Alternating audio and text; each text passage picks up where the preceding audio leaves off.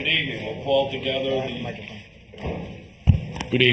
together the regular meeting of Tuesday, October 4th, 2022. Would you please rise for the invocation and the Pledge of Allegiance? I invite you to join with me if you're willing. Gracious Father, we begin with a prayer of healing for our neighbors on the West Coast who were so tragically impacted by Hurricane Ian. We understand that but for your grace, that could have been our community. And so we share gratitude for being spared and love and support for those who have lost so much. We pray for those lost and injured, for the first responders and essential employees, for the utility workers working around the clock to bring a semblance of normal life back. We know, too, that for those who are not devastated, that there's an opportunity to be a bright light for those who are sitting in darkness.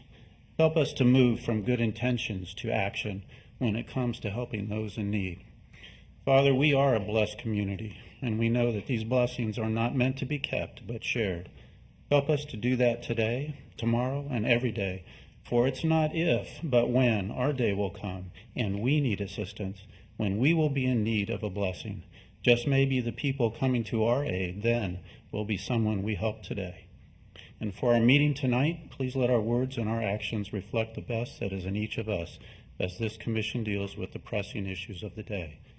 For all of this, we pray in your precious name. Amen. Amen. I pledge allegiance to the flag of the United States of America and to the republic for which it stands, one nation, under God, indivisible, with liberty and justice for all.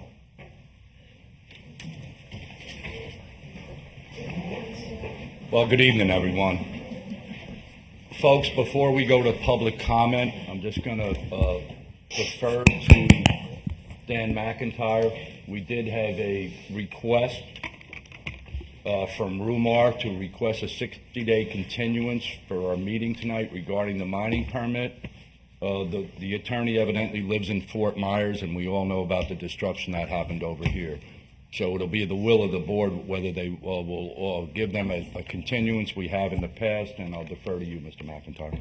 Yes, thank you, Mr. Chairman. As you indicated, that item is actually on the agenda 9B1. It is a public hearing.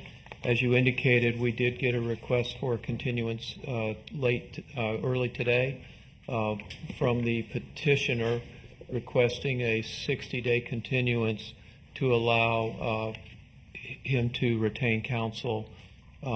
His counsel, I guess, was in Fort Myers and is still there, and it, I guess, was in the devastation that unfortunately took place in that locale. So, from that perspective, Mr. Chairman, from a staff perspective, we certainly would recommend a continuance. We've done that in the past. It seems appropriate in this case. I believe that hearing date would be December 6th at 6 p.m. or as soon thereafter. That would be a Tuesday. There may be some people in the audience. That's why we're taking this out of turn, so that they don't have to sit through all the items if that's what we're going to do anyway. Typically, when we continue something, we'd request that if you're here to talk about that you wait until the December 6th meeting. It's just more impactful for you, whether you're for or against the project. It's just a better to wait, because that's when we're actually going to hear it. But if you know you're not going to be here on the 6th, and then we certainly would let somebody talk at this point. But the better practice would be to wait. And Mr. Chairman, at this point, we perhaps should ask if there's anybody here that would like to speak about that, who knows they won't be here on December the 6th. For those of you that just walked in, the county attorney, Mr. McIntyre, explained that regarding the subject matter with Rumar, that the attorney lives over in Fort Myers, and we all know the destruction that happened over there. They're asking for a 60-day continuance until December 6, 2022. If there's someone in the audience tonight that cannot make it on December 6th, it would be better if you could do it on December 6th, for or against. But if you're not going to be able to make it that evening, we will open up public comment. Correct? Yes, sir. Okay.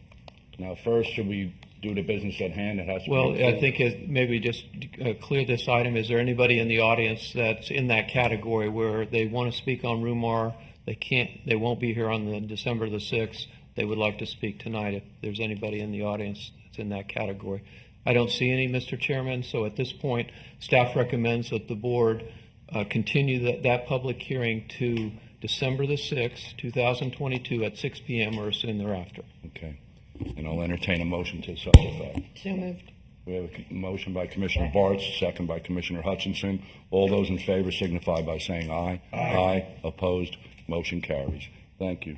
Now we'll go on to public comment excluding public hearing items. Is there anyone in the audience that would like to speak something that's not under the agenda for public hearings? Okay, hearing none, I'll close public comment. We'll move to item 5, which is approval of the minutes of the BOCC informal meeting of September 13th and the regular meeting of September 20th, 2022. Move approval. Second. We have a motion by Commissioner Hutchinson, second by Commissioner Bartz. All those in favor? Aye. Motion carries. Tonight we have a few proclamations. The first proclamation is number 22-161, recognizing St. Lucie County 4-H program for the achievements of the state of Florida H-Horse competition. And instead of introducing everybody, I'm going to ask Tanya Benoff, the 4-H agent, to bring who you're bringing up to the dais, and I'll meet you over here for the to accept the proclamation. A resolution recognizing the St. Lucie County 4-H Youth Program for their achievements at the State of Florida 4-H Horse Competition. Whereas the Board of County Commissioners of St. Lucie County, Florida has made the following determinations. This past July, a group of youth from St. Lucie County traveled to Tampa, Florida to represent St. Lucie County at the 2022 State of Florida 4-H Horse Competition. During the 2-day competition, the highlight achievement was the competitors brought home the Large County High Point Award. This award represents the most points achieved as a single county among all participating Florida counties in the Large County Division. In addition to the aforementioned award, the competitors from St. Lucie brought back the following awards: Speed Division High Point Champion, first place; Speed Division High Point Reserve, second place; and the Florida Breed Horse High Point Competition, first place. St. Lucie County's competitors also competed in and brought home a large and varied number of other placements in the disciplines that were offered, which included speed, Western pleasure, and English events. Of special note, the St. Lucie County speed event competitors took first place every single junior division speed event that was hosted. Now therefore be resolved by the Board of County Commissioners of St. Lucie County, Florida. This board does hereby issue this proclamation to recognize the St. Lucie County 4-H Youth Program for their achievements at the State of Florida 4-H Horse Competition, passed and duly adopted this 4th day of October 2022. Do I have a motion to approve? Motion to approve. We have a motion and a second. All those in favor signify by saying aye. Aye. Aye. Thank you. Let's get a picture. I tried to give it to you. I was trying to let her go. Oh, I was. Yeah, first let's get a picture. I'm like, come on, Come on over Brandy. here, girl. You hold it, okay? How's that? Come on, girl. I don't like that.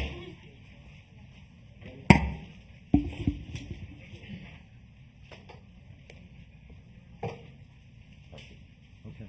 The floor is yours. You get to hold that.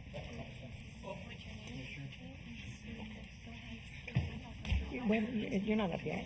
You're good.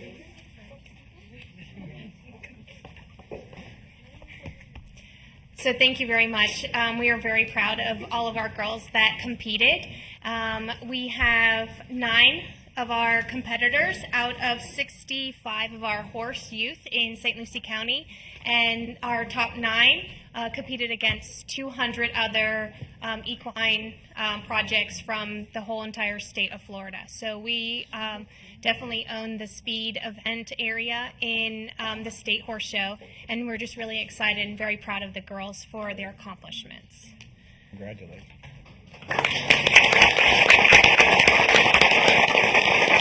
And because the girls are nervous, they're going to come up and say their name and their age, okay? I'm Kendall Cunningham, and I'm 10 years old. I'm Haley Hopkins, and I'm 15 years old. I'm Caitlin Burton, and I'm 14 years old. It gets worse when you get older. I'm Adriana Spots, and I'm 13 years old. I'm Sofia Rodriguez, and I'm 11 years old. I'm Victoria Ziskowski, and I'm 14 years old. I'm Sean Mitchell. I'll be 64 Saturday.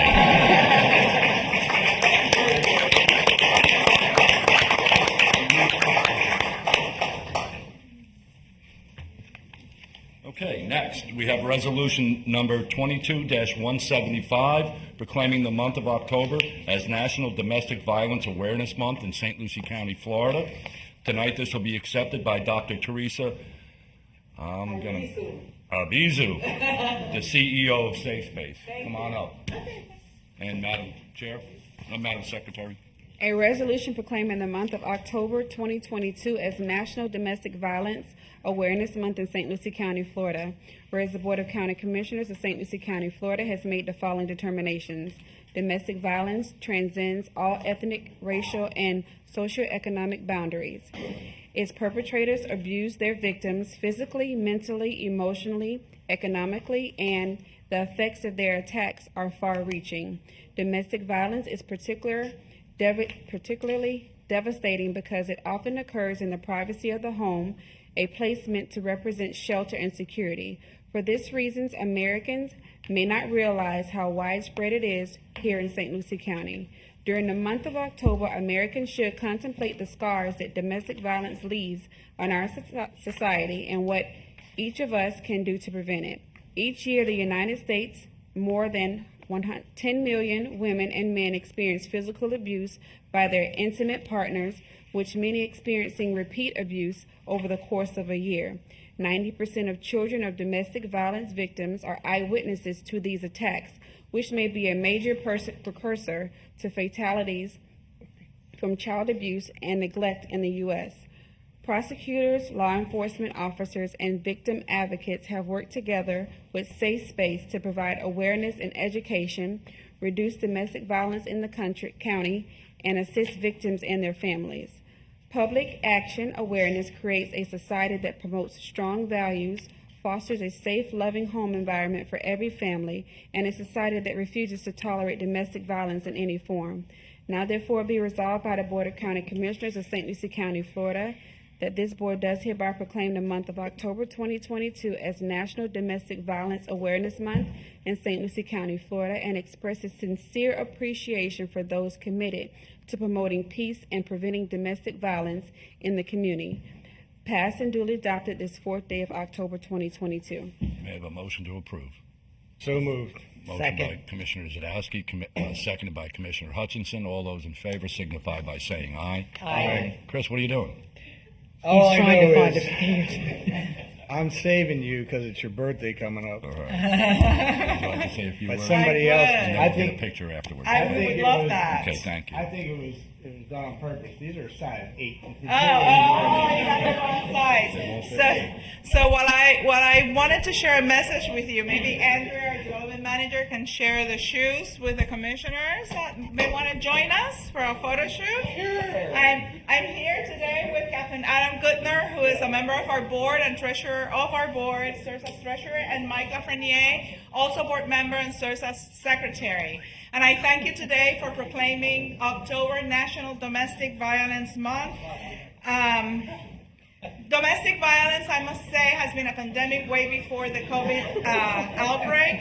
And the unfortunate reality is that the long-lasting effects of this public health issue brings with it severe consequences to victims of intimate partner violence, including our families, our schools, our places of worship, our workplaces, our social networks, and of course our smallest and most vulnerable, our children. And allow me to share a little bit of information about the work that we have done during this fiscal year, because I think numbers paint the best picture. In fiscal year 21-22, our advocates answered over 4,000 hotline crisis calls, representing 18% over the prior year. During this same period here in San Lucie County, we served 430 victims and survivors of domestic violence, comprised of 345 adults and 85 children. These individuals represent 55% of the total population that we serve. 55%, so over half of our service population are San Lucie County residents. We provided these individuals with over 6,000 nights of shelter, helped them with 262 legal services, and created 844 financial safety plans. I should also mention that we served 41 victims that were at risk for homicide, 29 of whom were residents of San Lucie County, representing 70% of this total lethality, high lethality cases. So in addition to the devastating effects that intimate partner violence has on victims, it is important to recognize that the financial burden to our communities is quite substantial. In 2020, the costs associated with domestic violence in San Lucie County were estimated at over $34 million annually. And that consists of costs related to law enforcement, medical care, mental health services, and loss of productivity in the workplace. We therefore must continue collaborating and working together to address the impact of intimate partner violence in this county. And while we continue to provide emergency shelter services to this county's residents through our shelters located in Martin and Indian River, we're launching a feasibility study for the establishment of a facility right here in San Lucie County. However, we know, and you know, that the success of this effort will largely rely on the financial resources that we're able to secure from San Lucie County government, businesses, and residents. In the meantime, we continue to offer non-residential outreach services right here in the county through a partnership with the Boys and Girls Clubs at their Westside campus. I think that in the best that exemplifies the commitment that we have to servicing victims of domestic violence comes from a quote from a San Lucie County resident. And I'd like to quote what she shared with us. Let me look for it. Give me a quick moment. After being the victim of domestic violence, I chose Safe Space because of the kind, supportive, and caring staff. My advocate was a champion for me and a pillar of support. She looked for resources for me to help me get through the difficult times. She was there for me during court appointments. She was there for me through it all. I still hurt from what I went through, but because of Safe Space and my advocate, I am stronger now and on the road to living a normal life while caring for my son. My advocate didn't abandon me as I was on those first steps to independence. She's still there for me even now, as I am living life after recovery, and her caring doesn't end just because a case is closed. I close the quote. And this exemplifies our commitment that once a participant, always a participant. When someone comes to us for assistance, we work with them for as long as they need us. It could be a few months, it could be a year, it could be 2 years or more. And we work and make ourselves available to this population totally free of cost. So that is why I'm asking you and everyone here today to please join us in our next Walk a Mile in Her Shoes event in San Lucie County. We're so glad to bring back Walk a Mile in Her Shoes to this county. Last year we had to do it combined with another county, but we are very committed to San Lucie, and we're going to hold it on October 22nd at the Fort Pierce Marina Square. So we ask all the gentlemen in our audience and everyone who joins us to please wear the red stilettos that symbolize the difficulties that women, men, and children have in the journey of managing domestic abuse. And the difficult to wear it. Yes. Thank you so very much. Yes,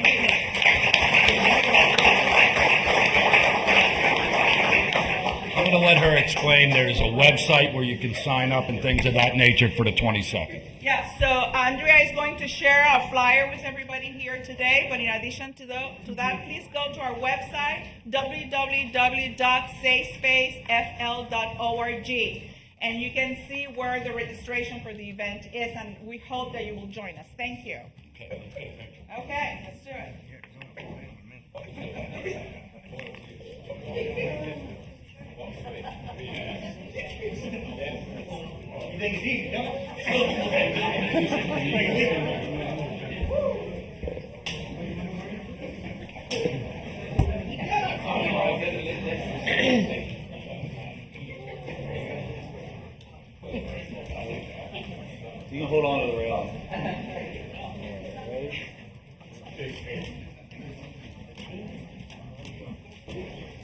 Love it.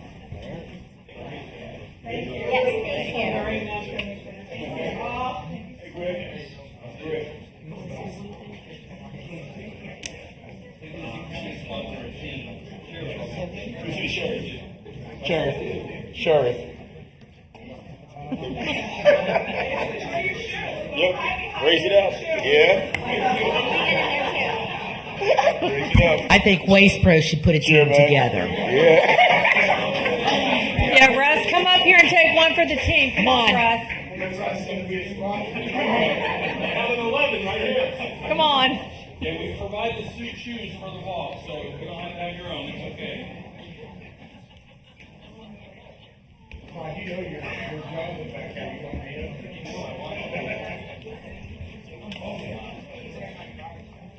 Yes, that's it, yeah.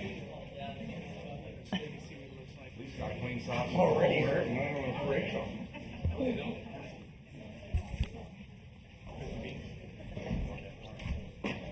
You should have taken them off down there. That's what I should have done. It makes it funnier. Things like. You're a good sport.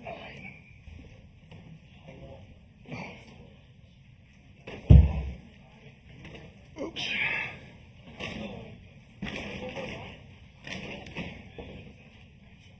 Oh, you want to grab these? Yeah, you got that. That's your second set. First one's right. Oh my goodness. Whew. That's a quad workout.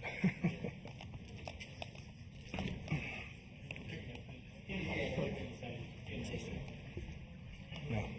Okay, before Safe Space leaves, Commissioner Arts would like to say a few words.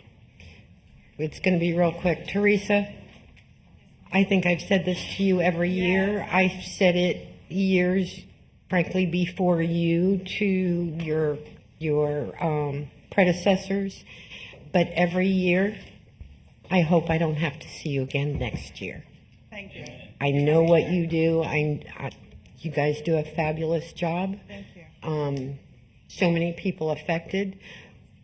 But someday, we don't need you. You can find another job. Yes, I would love to. Thank you. Thank you.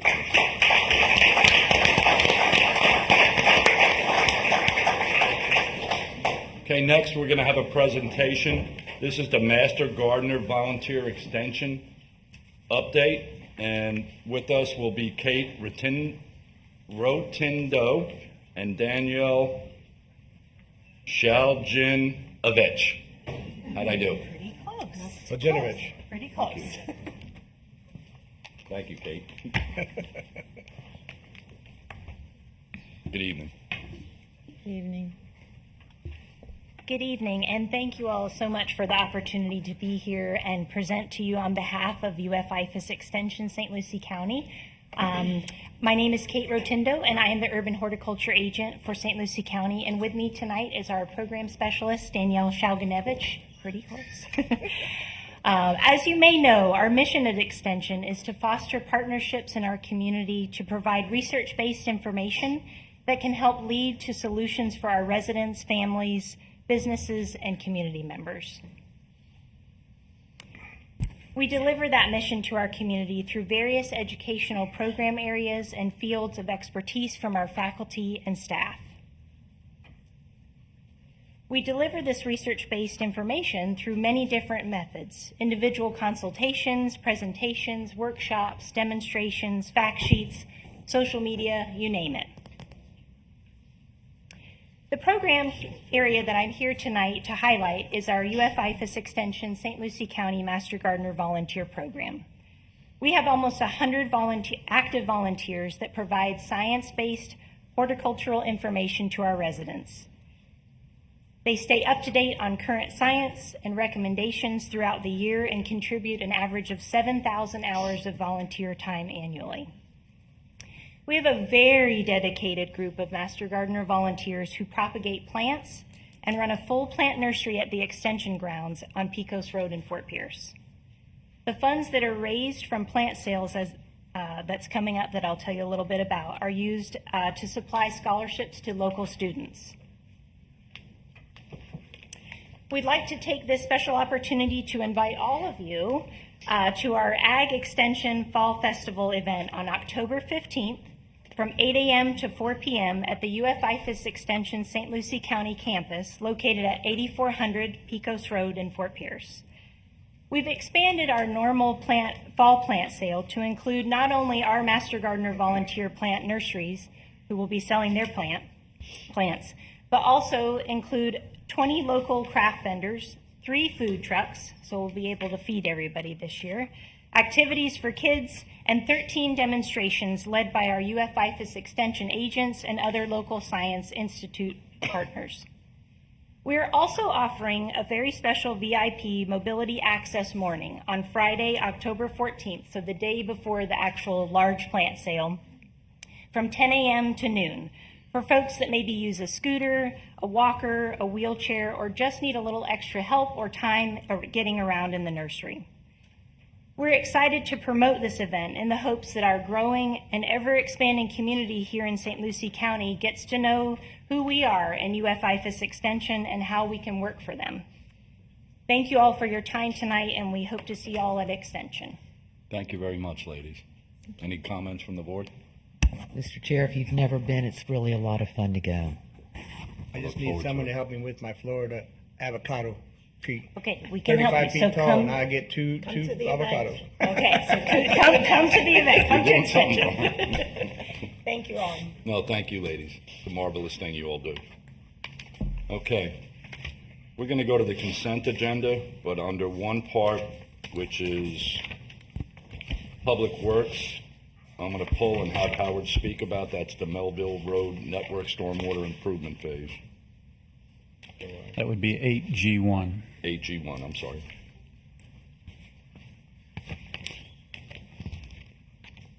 Does anybody else want to pull anything for discussion? Chair, move approval of consent agenda, Second. except for the last one. Except for the one we pulled. Okay, we have a motion and a second. All in favor signify by saying aye. Aye. Aye. Opposed, motion carries. Mr. Tipton? Thank you, Mr. Chairman and Commissioners. Today we are celebrating the acceptance of Agenda Item 8G1, which is the Melville Road Phase 1 Stormwater Project.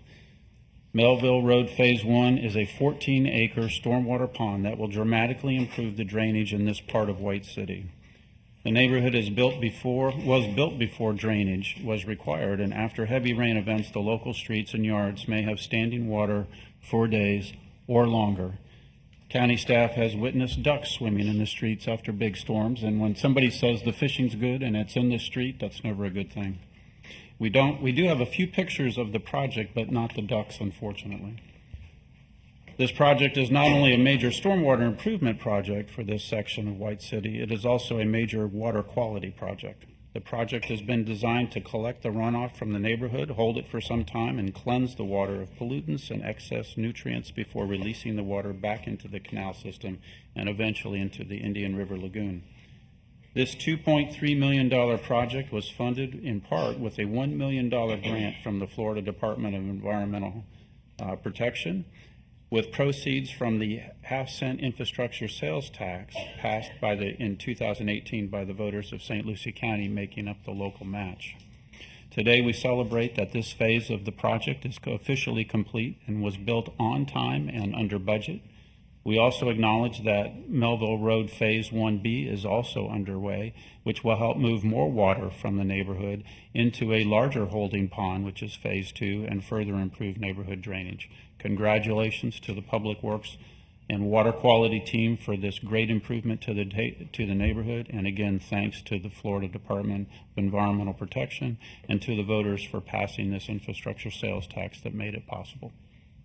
Thank you, Howard. I just want to add to that. During a storm, I reached out to a friend of mine that lives in White City and asked him how the drainage was. And he said it's working. They're draining the pond on Regina when you come by into this area, and it can still hold plenty of more water. They did a really good job cleaning it up. Thanks, Sean. Stay safe. So, money well invested. It worked. So, Mr. Chair, we do need the board's approval on that consent item. Mr. Chair, I'll move approval, and could I also just say that Mr. Tipton, thank you for putting this in. I would like to ask the board that you continue this. I think it's important that the public is able to see some of the projects we're doing, because unless you know where this is, you don't really see it driving up and down most of the roads. So I would encourage us to have staff on any of our projects as they're coming through, if they at least show the pictures. I think it's a great idea. And also on the agenda too, which was the Prima Vista Traffic Communications Conduit and Fiber, that was approved by the FDOT. This was also funded by the infrastructure sales tax. So I'll second that, Commissioner Hutchinson. We have a motion and a second. All those in favor? Aye. Motion carries. Okay, we're going to move on to 9A1, which is public hearings, planning and development services. Number 1 is South Orchards Island request to amend the official zoning atlas from CN to HIRD. This subject is quasi-judicial. Mr. You starting at this end or campus? Sure. Mr. Chair, I've only spoken with staff and the applicant's representative, and but it's been a while since I've talked to them. Commissioner Townsend. I spoke to Mr. Murphy and the applicant and staff, but it's been a while also. Yeah. Same. And the same for me. Yeah. Okay, Mr. Benton. Good evening, Chair Mitchell, members of the board. I'm joined this evening by Amy Cooper, the Environmental Resources Regulations Manager, to present this public hearing item. As noted, for South Orchid Island, a zoning atlas amendment proposed for a petition site on North Hutchinson Island.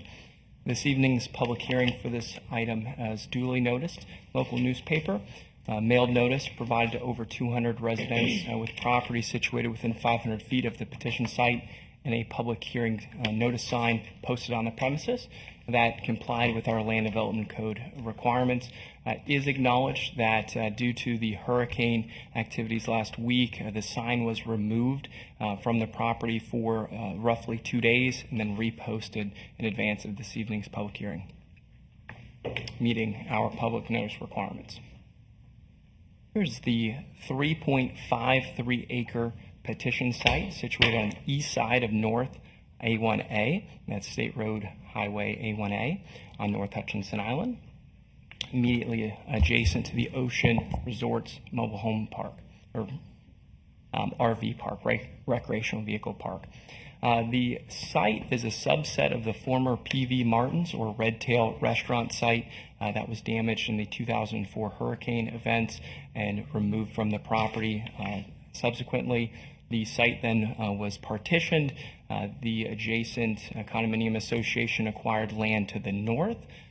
Privately held, the petitioner this evening holds 3.53 acres, and then a small sliver of the former restaurant site was acquired by another property owners association, which contributes to a dune crossover adjacent to a crosswalk at State Road A1A, serving the public. Was that Gene and Francis, 2004? That is correct, Chair. The subject site is located within the residential high future land use category. The residential high category allows for development up to 15 dwelling units per acre. The land use category and its nomenclature has no way corresponding to height allowances for the zoning district. The site is located within the Hutchinson Island Zone B height overlay, which has a limitation of 35 feet above the regulatory flood elevation. And the petition is to rezone the property from the existing commercial neighborhood zoning district to the Hutchinson Island Residential District, or the HIRD district. That residential district was created in the 1980s specifically to recognize and provide for the residential character on North and South Hutchinson Island, to be respectful of natural resources and the value of the barrier island in our community. Again, recognizing the unique characteristics and the geography of this area. The HIRD district does surround the site to the south, to the west, and to the northwest, and then further to the north on the other side of that portion of the restaurant, the former restaurant site that was acquired by an adjacent property owners association. noted, the proposed HIRD residential district. It allows for a variety of residential uses by right. It does have distinct sub-districts within the HIRD that account for the dune preservation zone along the Atlantic Ocean, which does not allow for development other than non-rigid or structured, fixed structures, typically dune crossovers, recreational access to the beach itself, but not development of residential or hospitality structures. Their upland area, and then this property does not feature any wetland areas. So development of a future proposal, whether it would remain in the commercial neighborhood district or be rezoned this evening to the HIRD district, concentration of development on the uplands. And again, subject to the height overlay district that was previously represented. As part of the review process, the Development Review Committee analyzed the proposal with regards to the county's land development code and comprehensive plan, certifying it and recommending it to the Planning and Zoning Commission, which held a public hearing on September 15th and voted 8-1 to recommend approval to the Board of County Commissioners this evening. Mailed notices, as previously indicated, were distributed to roughly 230 stakeholders of ownership of property within 500 feet. We did garner some input back, written correspondence by roughly 6 to 7 individuals expressing concerns over high-rise residential development, concerns of environmental characteristics in the area and wildlife that they've observed, and encouragement of continued preservation of land by St. Lucie County and coastal areas. Staff recommendation this evening, based upon the Land Development Code and the county's comprehensive plan, is to approve this rezoning petition as the HIRD zoning district is consistent with the established land use category and the corresponding Land Development Code criteria. And it would still be Zone B, 35 foot? That is correct. There's no contemplation to modify its current existence within the Zone B 35-foot height overlay district on Hutchinson Island. And Chair, members of the board, staff would note, because the district HIRD does allow for single-family home development, would allow for multifamily development proposals. Any multifamily development proposal that contains 3 or more units within one structure that is proposed 2 stories or greater is subject to the county's adopted building spacing formula that has variable requirements to consider spatial relationships, the mass or height of the building with regards to setbacks from other buildings and adjacent property lines to ensure viewing corridors, adequate movement of air and things like that. So an added dimensional criteria for residential development should multifamily be proposed on the properties subject to the rezoning request this evening. Is that it? That is. Okay. Go ahead. No, go I ahead. was just going to say, Corey and Amy, this is just a rezoning. This has nothing to do with the site plan or anything that's being proposed at this time. And there will be another public hearing, planning and zoning, if anything was ever going to come forward. Chair Mitchell, members of the board, and Commissioner Zalewski, this evening's public hearing is specific to the rezoning to the HIRD district. Subsequent applications for development of the property would be evaluated by staff. Depending upon the scope and scale of the petition, it may be eligible for administrative approval, whether that's through a building permit or land development permit, through a minor site plan that would be considered at the staff administrative level, or if it rose to the scale and nature requiring a major site plan, that major site plan would be back before the Board of County Commissioners to ensure compliance with the Land Development Code and the established policy in the comprehensive plan. Any other questions of staff? I would just ask that it not be a administrative approval, that it come back to the board for review. I would concur. Is that acceptable to suggest that today?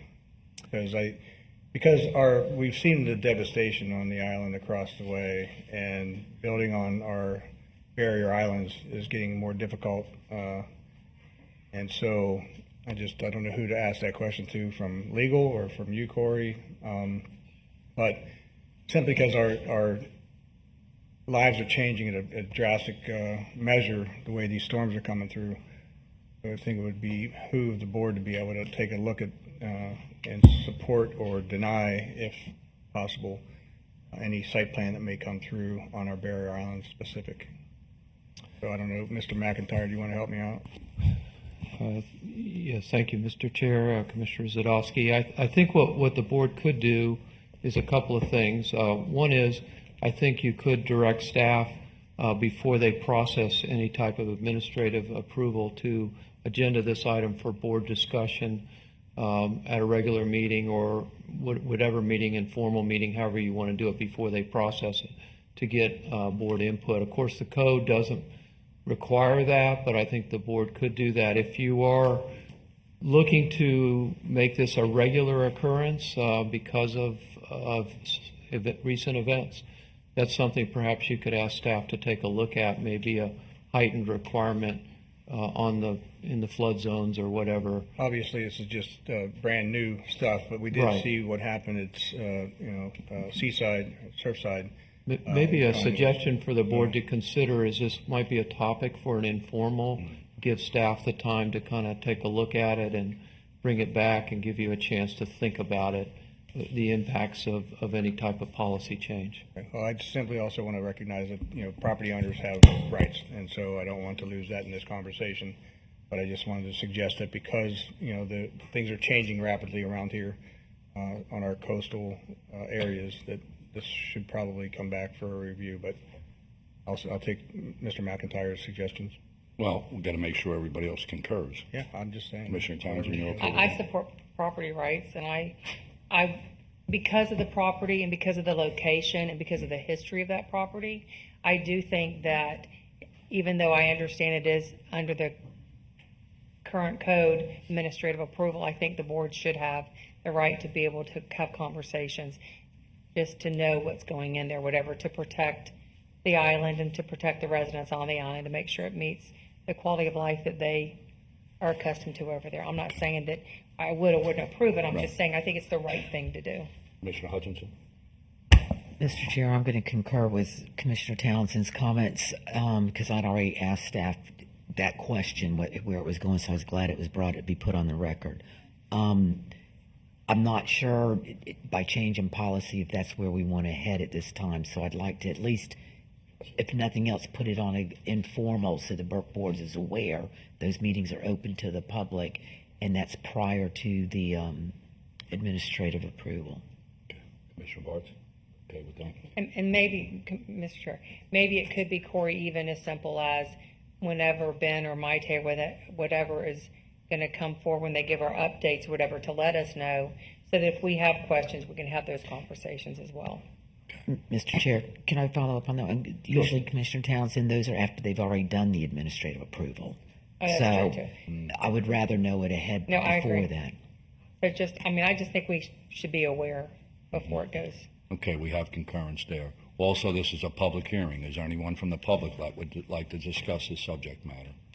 Mr. Murphy? And just please come sit up by the front, and then we'll call you up as we go along. Again, this is a public hearing. Commissioners, for the record, my name is Dennis Murphy. I'm with the firm of Culpeper Interpreting here in Fort Pierce, and thank you very much for the opportunity to speak in front of you tonight. Corey did a very good job in explaining all the factual conditions and the factual statements of the property, so I don't need to go and add anything more to that. That was a very good and succinct outline of what was going on to there. I think briefly my comments will be very general in nature, and then I would like to reserve the opportunity to address any comments that come up from the public, and of course any board questions that may come up in the discussion as well. Briefly, client, Orchid Island LLC, has owned this property for about 10 years now. We have explored multiple development opportunity onto it, and we concluded that most likely the best use is going to be some form of residential development, and that's why we're converting it back from the current CN zoning, which of course used to house the old PV Mart's restaurant site, to a residential classification heard consistent with the rest of the island. It is our ultimate intention to make some residential use of the property. We heard your comments about coming back to the board. We will follow, we will comply with any applicable code standard and, for the development review processes as set forth by the county. We also will acknowledge that we will be coming out here, and obviously this is a keenly interested property and community interest and concern by the part of the board and everyone else. We'll definitely be keeping you all informed of what's going on the property. Y'all acknowledge the fact that we had discussions over the period of time on this. I know where to find you, you know where to find me. So we will be keeping you apprised of what goes on through this. So, but that's really beyond the specifics of the facts of why we're here tonight, and that is simply to our request to change the zoning on the property from commercial to residential, and then we will comply with development codes as we take the next steps and we advance forward. To that end, I would respectfully then request that this board approve our petition for change of zoning. I'm available to answer any questions that you may have. And again, I would like an opportunity, if it comes up, to help address any questions that come up from the public at large. Thank you, Mr. Going once, No going questions twice. yet. Okay. Ladies? Good evening. Please identify yourself and where you reside. Good evening, Felicia Valdez. I live at Ocean Harbor North, which is adjacent to the property. I'm a resident owner, 5159 North Highway A1A, Hutchinson Island, 34949. I'd like to just share, just to begin with, some photographs, if I may. I'll give you a sec.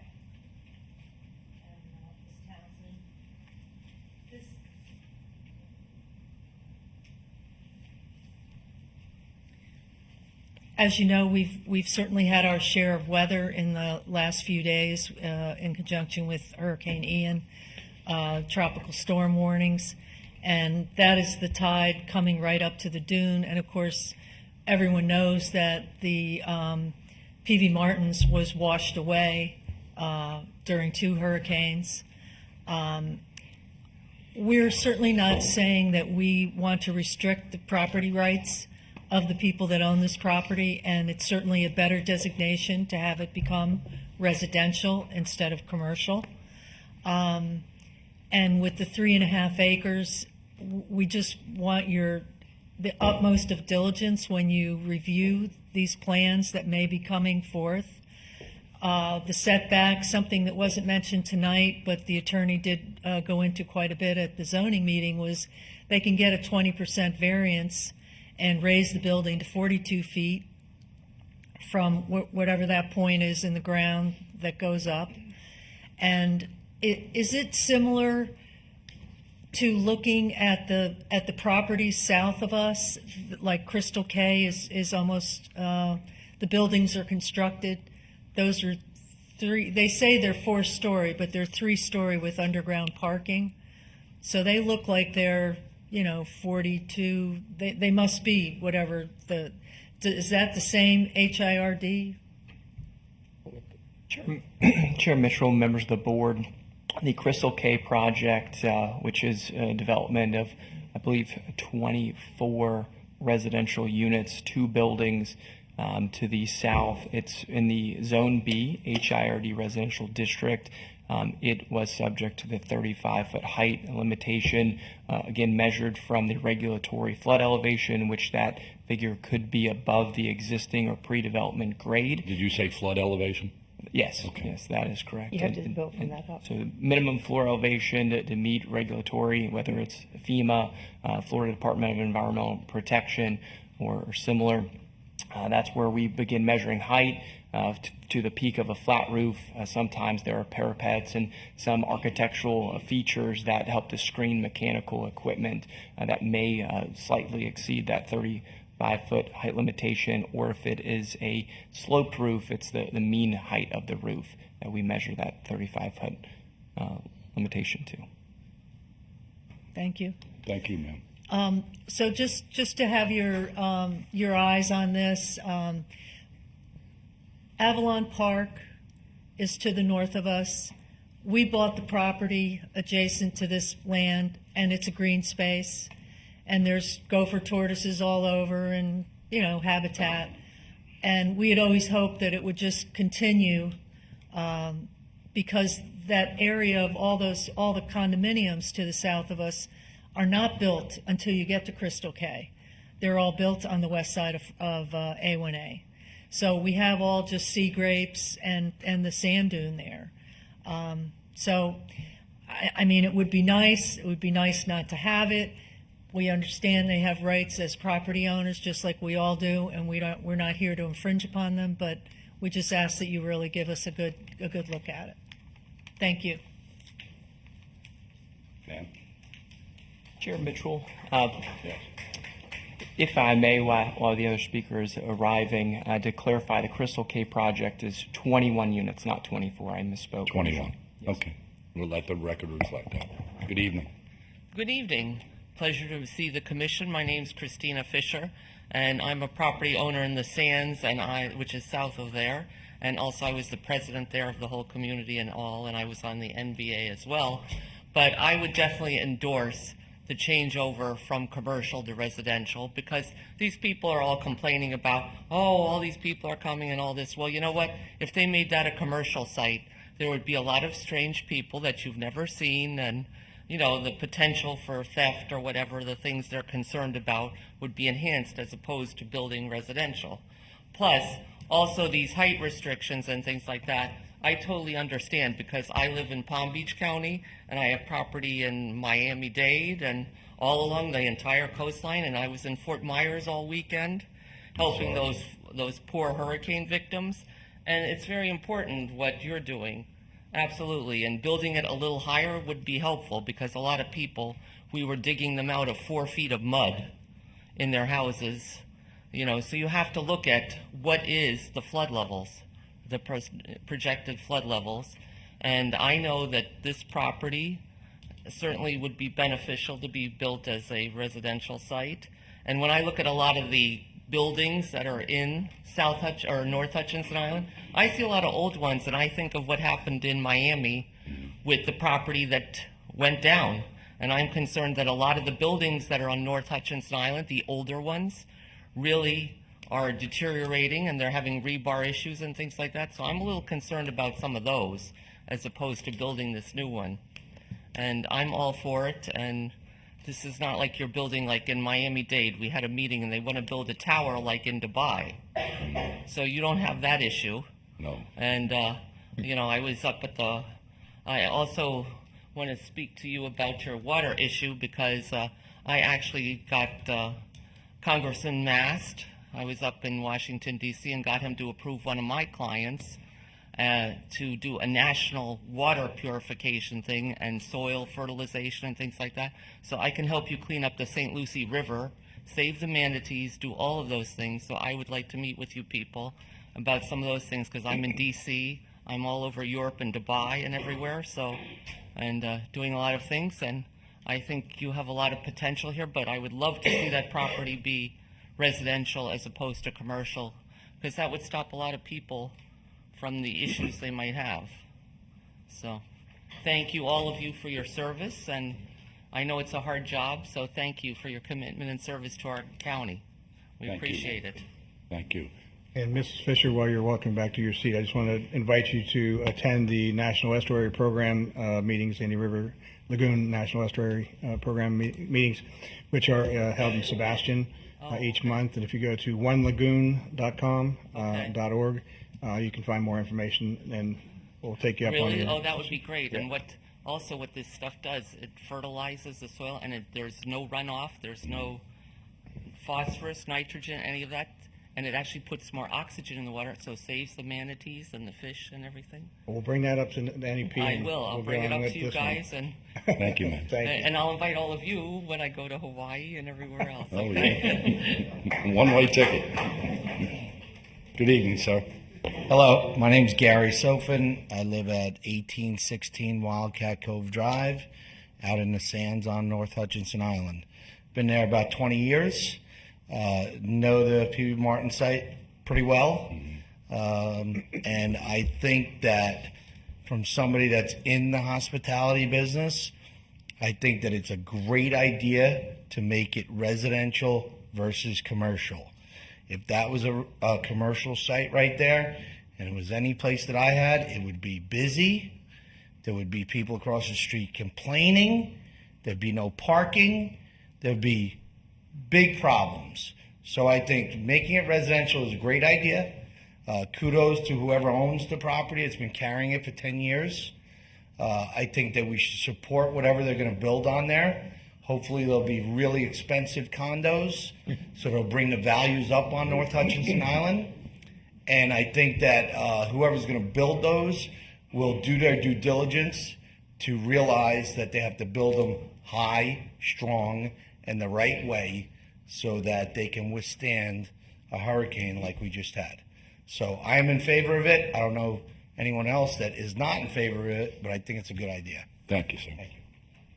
Is there anyone else in the public that would like to speak on the subject matter? I see someone from the audience. Take your time, man. Come on up. Others. And if there's any others that would like to speak, just Way up. work your way up. Good evening. Good evening. Nice to see you again. Did you recognize me? I did. Yes, thank you. Valentina Blegan and North Ocean Harbor North, 5151. Just I was hearing to hi everybody. It's very nice and many opinions, but what I want to say, when I take these pictures, what you have it, I didn't think about. I just love to take pictures and enjoy the beauty and everything. So, and after only yesterday, I got the news about meeting, hearing today. So what I saw, my gosh, I have some pictures, but I didn't take the picture what going across, walk. And it was, water was so close. People were coming to the beach to have some fun. There's just no place to sit in or just get some, so my point is, the man just was talking now. He said it's really great, it's beautiful. But my opinion is, this A1A goes from Maine to the east, Key West, right? Correct? So it's not going to be highway anymore. It's going to be all the time people. This building here, community, it's going to be all the time. It's not going to happen no more. One thing. The other thing, it was only the tropical storm.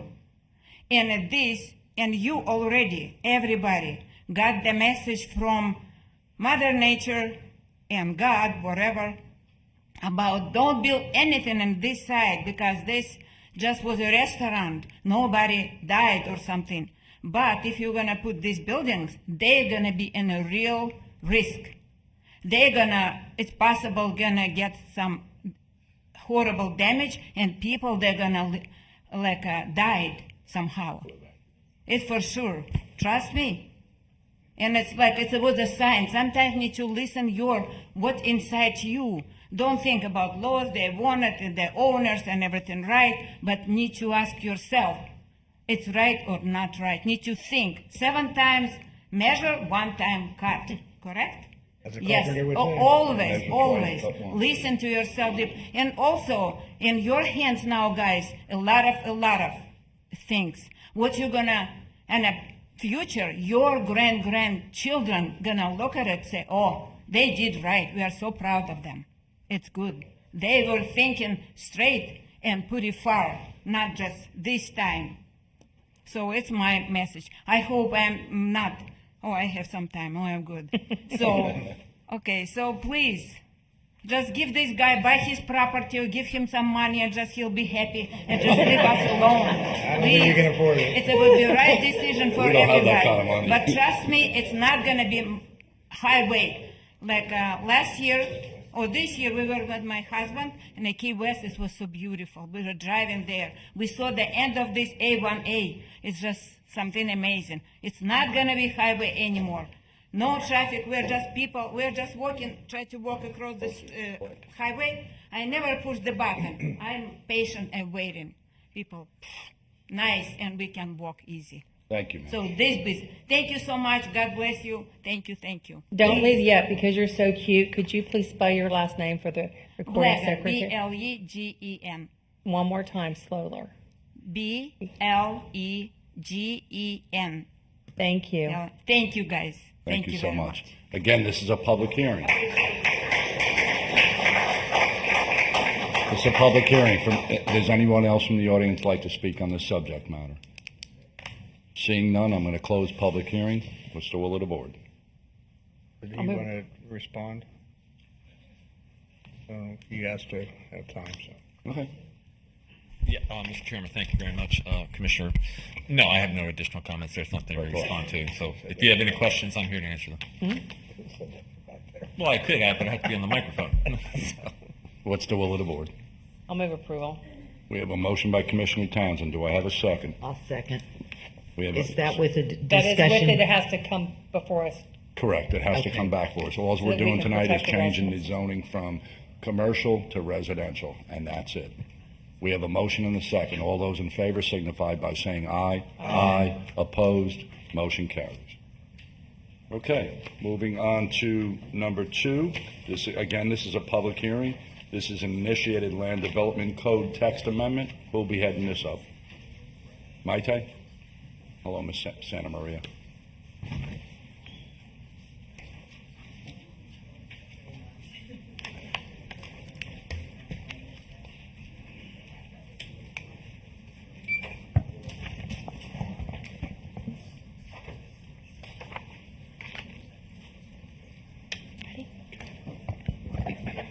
Good evening, Chair and Commissioners. Maite Santamaria, Planning Development Services Director for the record.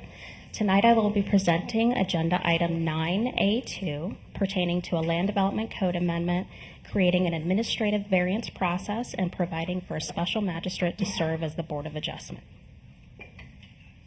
This item was publicly noticed as required by the Land Development Code on September 22nd. And the purpose of this amendment is, again, to create an administrative variance to streamline the regulatory process for setback variances for single-family dwelling units and their accessory structures. And that would include things like pool enclosures and sheds and things like that. Additionally, the amendment would have the Board of Adjustment be composed of a special magistrate. On this slide, you can see an excerpt of the Administrative Variance Proposed Code. This code streamlines the regulatory process for applicants by increasing staff's ability to provide administrative approvals for single-family homeowners to address variance requests.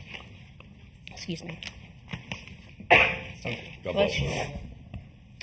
To address variance requests of up to 35% of the minimum front, rear, and side yard setbacks within the agricultural and residential zoning districts. This would only be for setback variances.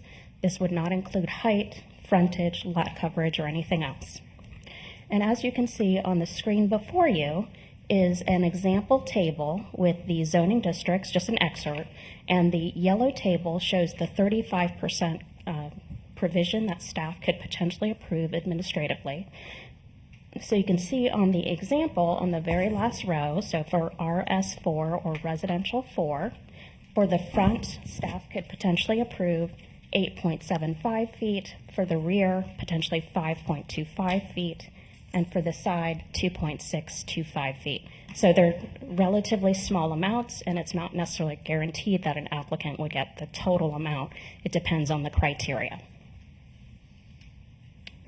So on this slide, you can see an excerpt again of the proposed code, and it includes the specific criteria that an applicant would have to meet under this provision, where they would have to meet all the various criteria that are on the left-hand side of your screen, A through F, which includes demonstrating good faith and sufficient cause, that the variance would not impair or injure other properties or improvements, that it would be the minimum variance necessary for reasonable use of the property, that it would not result in an encroachment into environmentally sensitive lands, into access or utility easements or any other common area, and again, that it would not be more than that 35% allowed for staff to review.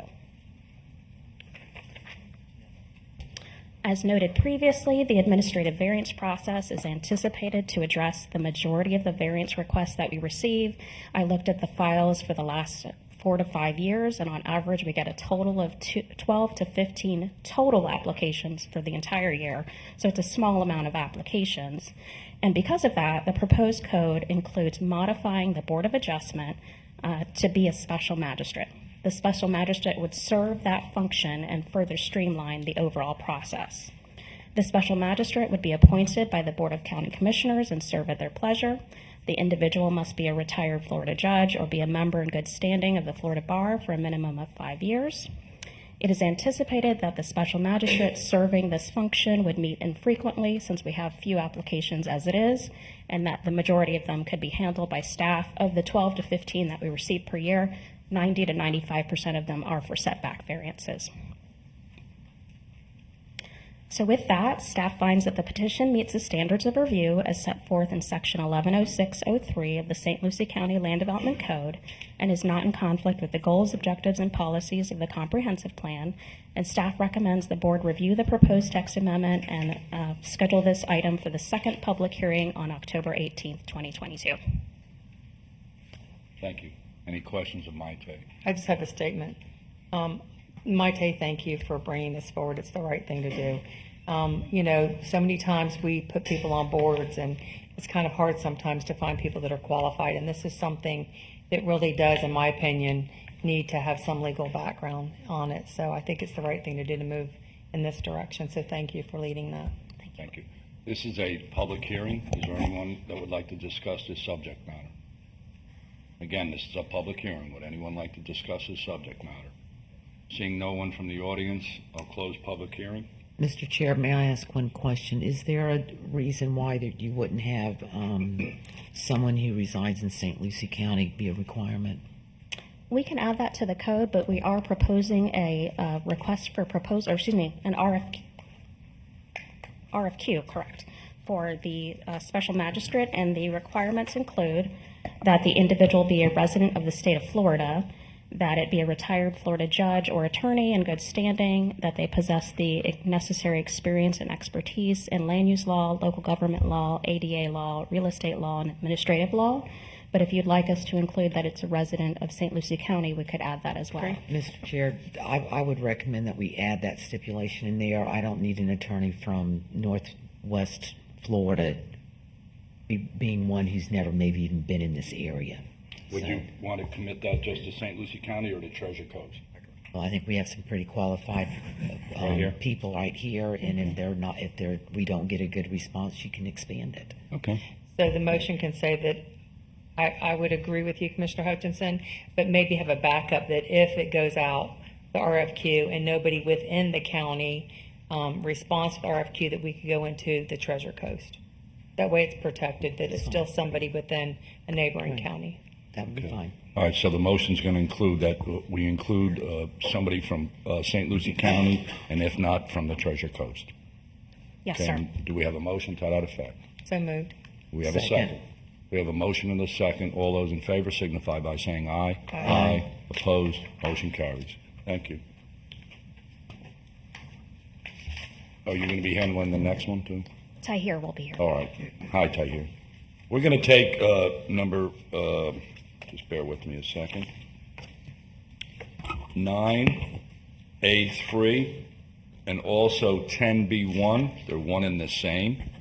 This item is quasi-judicial, but we'll put them together. Is that okay with Mr. McIntyre? Yes, sir. One is a public hearing, and one is a site plan, a regular item, but it makes sense to handle them at the same time. We've historically done that. You would want to hold the public hearing first because you wouldn't get to the second item unless you approve the first. Okay, thank you. Again, this is quasi-judicial. Commissioner Hutchinson? I believe I spoke with staff, and I don't believe I had with the applicant at all. Okay. Commissioner Boris? Staff, I'm not going to get confused with the one on the island that they did last year, so. Staff. Just staff. Right. Okay. Okay. Good evening, Mr. Curry. Good evening. Good evening. Good evening, Chair and Commissioners. For the record, Tahir Curry, Planning and Development Services Department. Agenda item 9A3 is a conditional use permit, and agenda item 10B1 is a major site plan for Barron Midway and U.S. Highway storage facility to allow for self-storage located north of Midway Road and east of U.S. Highway 1. For the conditional use permit, in accordance with Public Notice 11-0003, notices were sent out to 49 property owners An ad was placed on the local newspaper on September 22nd, 2022, and a sign was placed on the property. Proof of advertising is provided within the agenda packet. This is the area showing the subject property outlined in red. The 4.40 acre property is located north of Midway Road and east of US Highway 1. The property is zoned commercial general and has a future land use of commercial. In accordance with section 30103 for commercial general, household goods and warehouse storages are listed as a conditional use within this zoning district. This is the proposed site plan. Building A will consist of a 54,555 square foot, 3-story building, 4 single-story buildings. 10 RV and boat storages are located in the rear of the property, and it's access control gates into the storage facility. And driveway access is off of US Highway 1.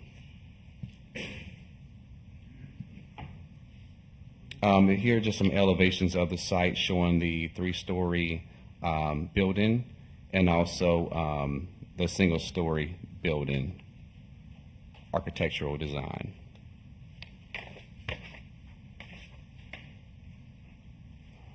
The Planning and Zoning Commission held a public hearing on September 15, 2022, unanimously passing a motion to forward a recommendation of approval to the Board of County Commissioners for the conditional use permit. The conditional use permit and major site plan conforms to the standards of review as set forth in the St. Lucie County Land Development Code, Section 110207 for the major site plan and 110703 for the conditional use permit, are consistent with the goals, objectives, and policies of St. Lucie County Comprehensive Plan. Staff recommends the board approve the conditional use permit and major site plan subject to the following conditions outlined in the resolution. A ground sign and wall sign must be in compliance with the section 71024. A site development permit is required prior to performing site improvements activities. A fee in lieu of for tree mitigation. All category invasive plants shall be eradicated from the site.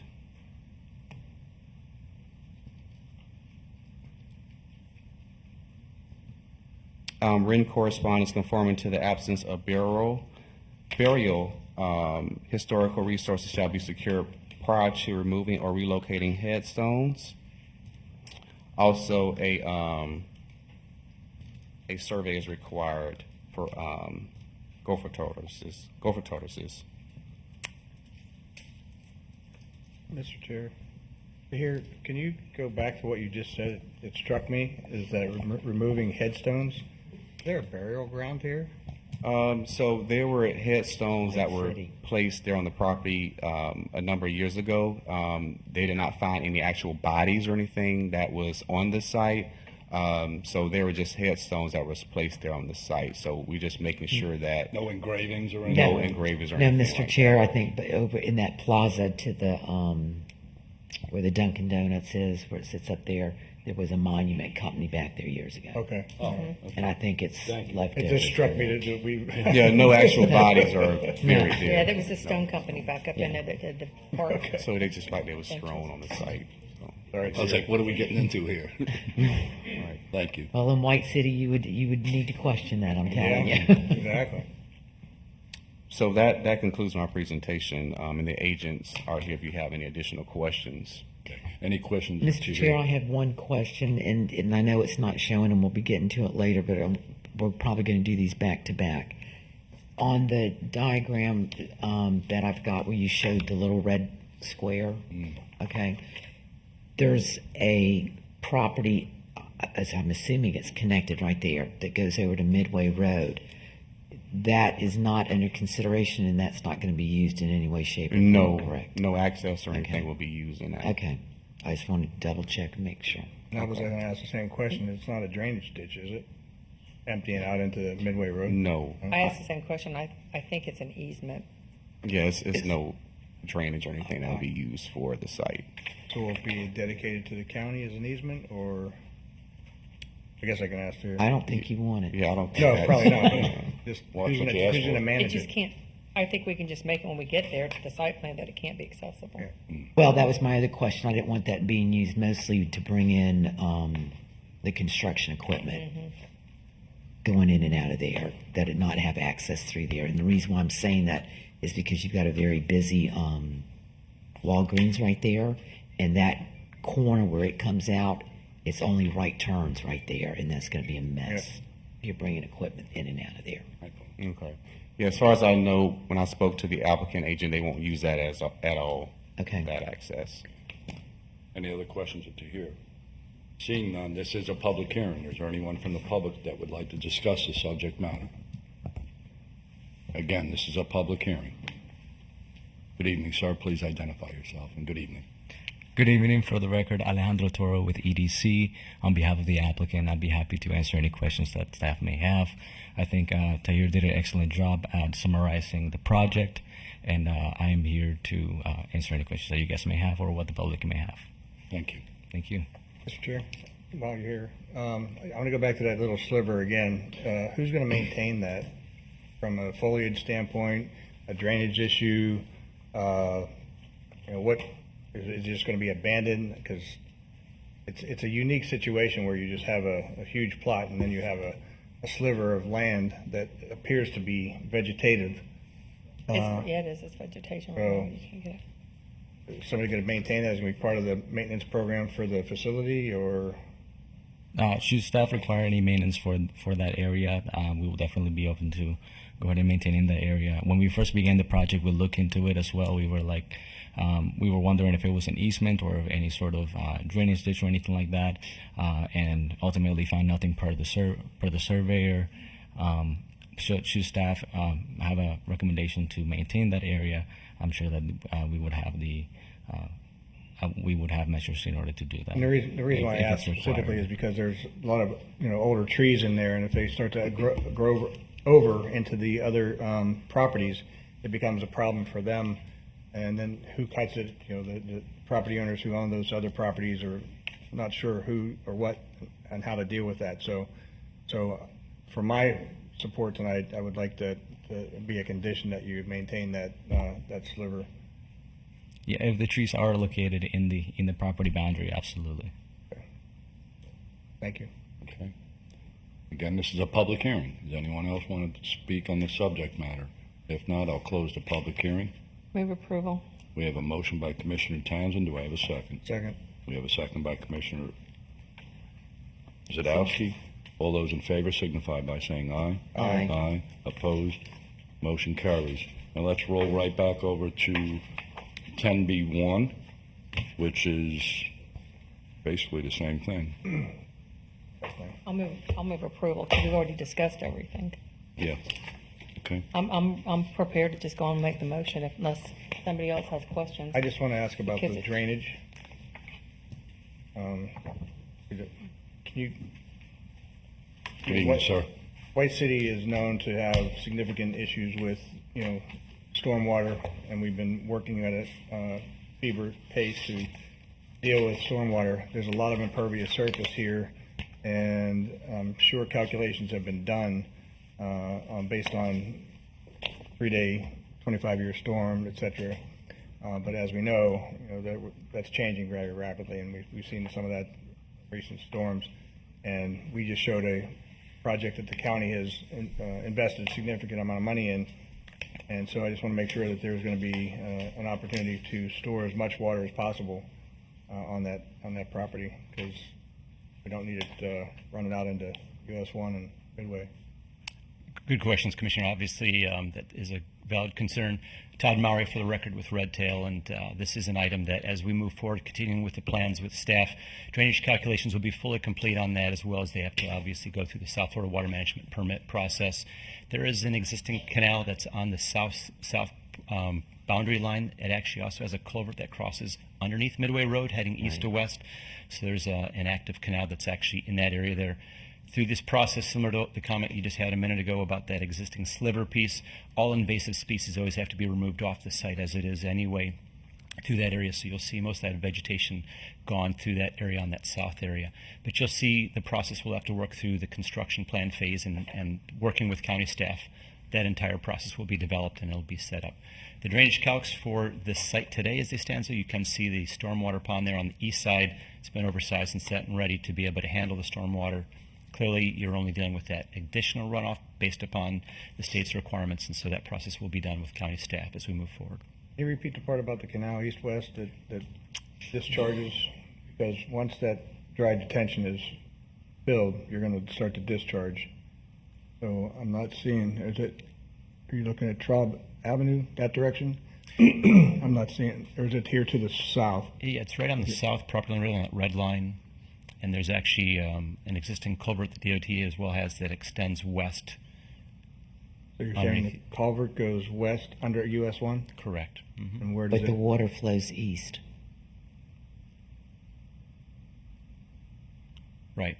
So the drainage for that area, this has to have a legal outfall discharge point. So that legal outfall discharge point at this point is set for that area. In terms of the improvements to that, when we get working with county staff, they'll determine exactly what has to be done and what we need to do to make sure that we're meeting all the requirements for the state on that. Well, I need it to be for the people of White Yes, City. And yes. this No, area. no, historic- Mr. yes. Chair, can I kind of help out a little bit Yeah. here? Yeah, please. What I think Mr. Mowry's referring to is what is referred to as the Merritt Ditch, which comes all the way over from Sunrise, goes down through, crosses Oleander, and if you're familiar with this area, there's where the Winn-Dixie Plaza is and the Burger King right back there. Mm-hmm. That's where it crosses over underneath. I've walked it many times for the flooding. It follows down that way. DOT had done, when they did the intersection of Midway and US 1, they had done extensive drainage, if you will. So you are probably right on they have an outfall there. It does go down this way, but I agree with you. There's a concern in the next lot behind it. There's a huge wetland. And if you go further down, all that area where you've got Collins Park, which is a little bit off the map here, all of that is prone to flooding. But it discharges down into the canal, which is right near the fire station. There's this huge canal right there which starts draining all of that before it goes into the savannas. Yep. So that's kind of how that drainage works coming through there. But when the river goes up, all that water starts back there at 25th Street and starts flowing out. We may need a motion that Commissioner Hutchinson is not able to retire after his term due to this knowledge for No, I mean, the basin. I've walked it before with all the neighbors back in there when it's been flooded and when that canal's been up high, And I kind of stuff. So I agree with you that it's a complicated situation. I think it can be addressed and it could be helpful, on the retention that they're putting in.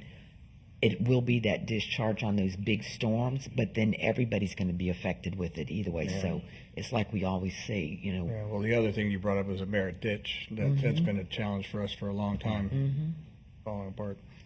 Okay, well, pressure's on you to protect your... It is, and kudos, as Mr. Tipton mentioned a little bit ago. I mean, the county obviously has taken some aggressive steps. You have a 3-phase plan in place for in-river estates area, and as you're working through that process, a lot of things are going into trying to improve the stormwater drainage in that area. How it will all play out for those residents, they obviously are excited to see those results come together. We're counting on our Yes, private phase investors three. to take Yeah, them. phase three. That's just to keep phase 3 going. Yeah, what is it, 4.6 million? So that's good. Yeah. Any other questions of Mr. Mowry? Seeing none? Thank you very much. Thank you. I made the motion. We have a motion to approve the major site plan subject to the conditions in resolution 2022-178. Did it include the condition? And Yep. include with the Taking care of association that. conditional use permit. Yeah, it did. Okay. All right, we have a motion. Do I have a Second. second? We have a second. All those in favor signify by saying aye. Aye. Opposed, motion carries. Okay, moving right on to, we got to backtrack now. Should be 10A1, Mr. Chair, I believe. That's correct, under administration. And that is to appoint a St. Lucie Commissioner to the Homeless Advisory Committee. Mr. Chair, I'd like to appoint Commissioner Towns since Second. she's been on the advisory. We have a motion and a second. All those in favor signify by saying aye. Aye. Congratulations and thank you for Thanks. continuing working on that. Next will be the appointment of the Homeless Advisory Committee at large. Now, I'm going to let Howard, you're going to handle this? Yes, sir. I'm going to start, and Kelly can bail me out when I need it. So 10A2 is the appointment of at-large member vacancies. The board will recall that you have passed a resolution that established the Homeless Advisory Committee. It includes a St. Lucie County Commissioner, which you've just done, Port St. Lucie Council Member, Fort Pierce Commissioner, Social Worker Case Manager, Treasure Coast Homeless Services Council Representative, a mental health professional, a banker with experience in affordable housing, school board member, and a county business owner. On July 27th, a press release was issued along with postings to several media outlets to solicit applicants. We received 23 applications. All of the applications were forwarded to the board liaison for review to ensure that they met minimum qualifications, and they all do. So there are 5 seats that this board is being asked to decide this evening. 2 of these seats, the Treasure Coast Homeless Service Council liaison, which is Louise Hubbard, and the banker with affordable housing experience, which is Michael Roberts, the board could vote on those right now because they're all one name. Second. I think everybody spoke at once. Okay. We have a motion by Commissioner Zadowski and second by Commissioner Hutchinson for Michael Roberts and for Louise Hubbard. Louise Hubbard. All those in favor? Aye. Aye. Motion carries. Continue. Thank you, sir. So by taking Louise Hubbard and Michael Roberts out of the mix through their appointments, we now have 3 categories left.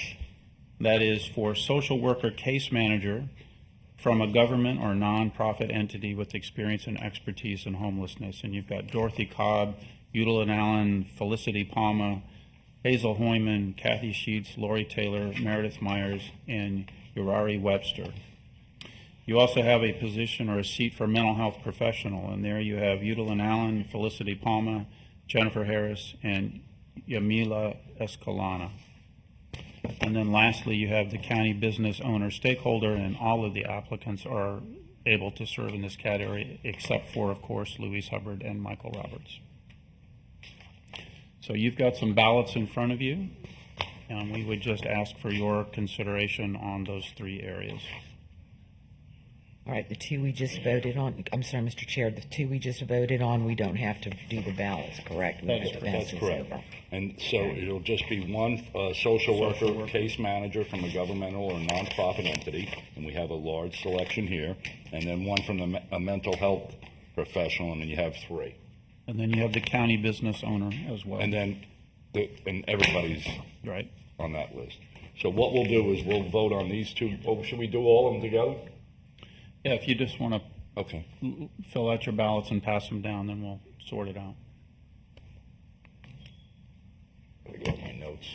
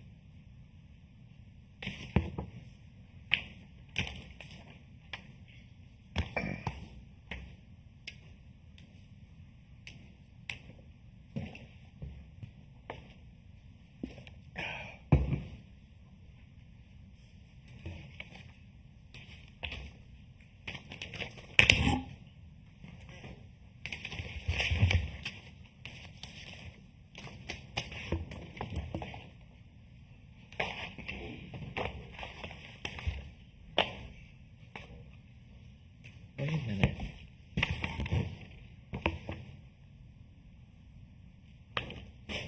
And I just want the public to know there was a lot of good applicants in, and that makes my heart feel warm. There was many good qualified people that applied and put their names in.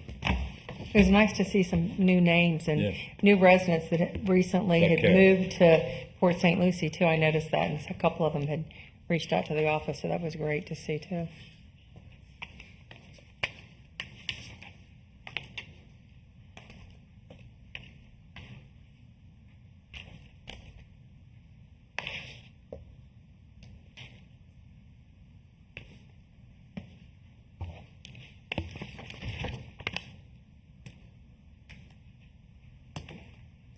The Jeopardy music going in the background or something.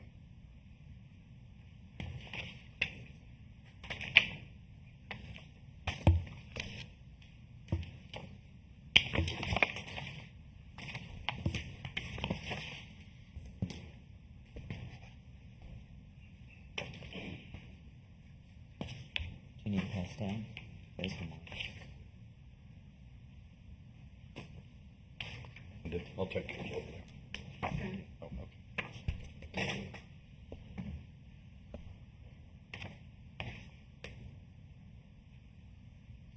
Hold on to your seats in case there's a tie.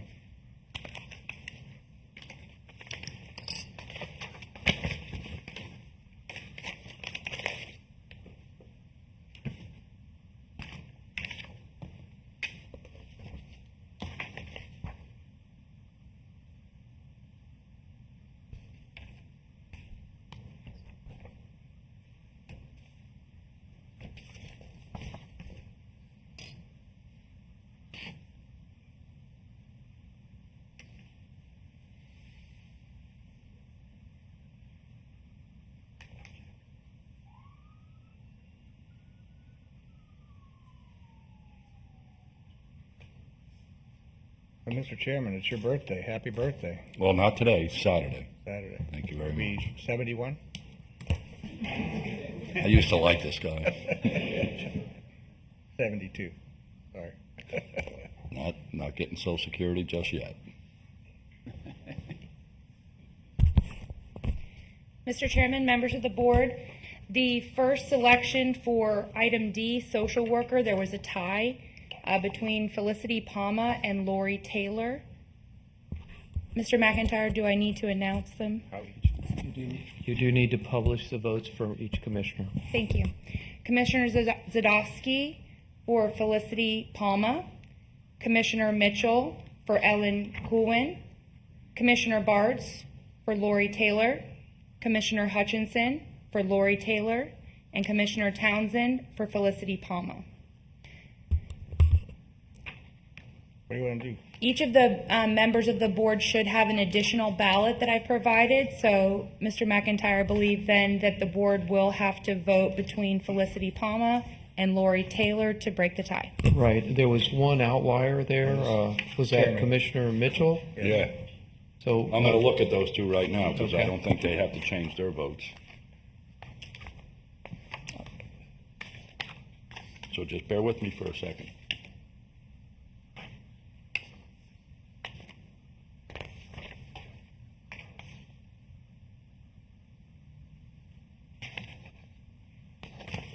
I'll cast a ballot for Felicity Palma.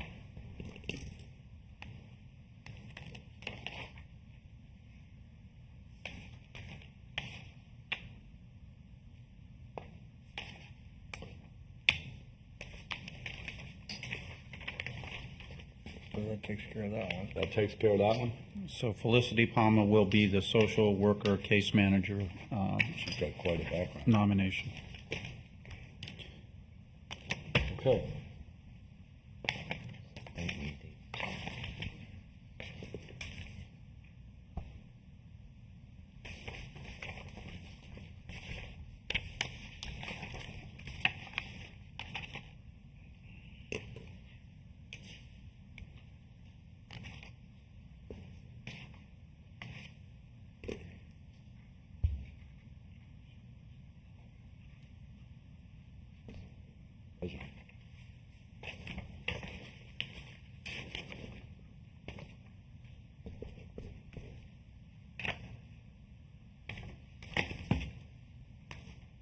For the audience watching, this may be the most complicated thing we do all year. Having to go back and forth through the ballots, it's sometimes easier to pass a $700 million budget than it is to do this, just because you've got to keep track of all the ballots. Thank you, Mr. Tipton. Members of the board, for the selection F, mental health professional, the board has selected Jennifer Harris. All of the members of the board have selected Jennifer Harris. Commissioner Bartz has selected Yamila Espinola. So that's a 4-to-1 vote? Yes, sir. Okay. For Jennifer Harris to serve as the mental health professional. Okay. And then we have one serves at large. That has to be a business owner? Or? Yes, sir. Stakeholder.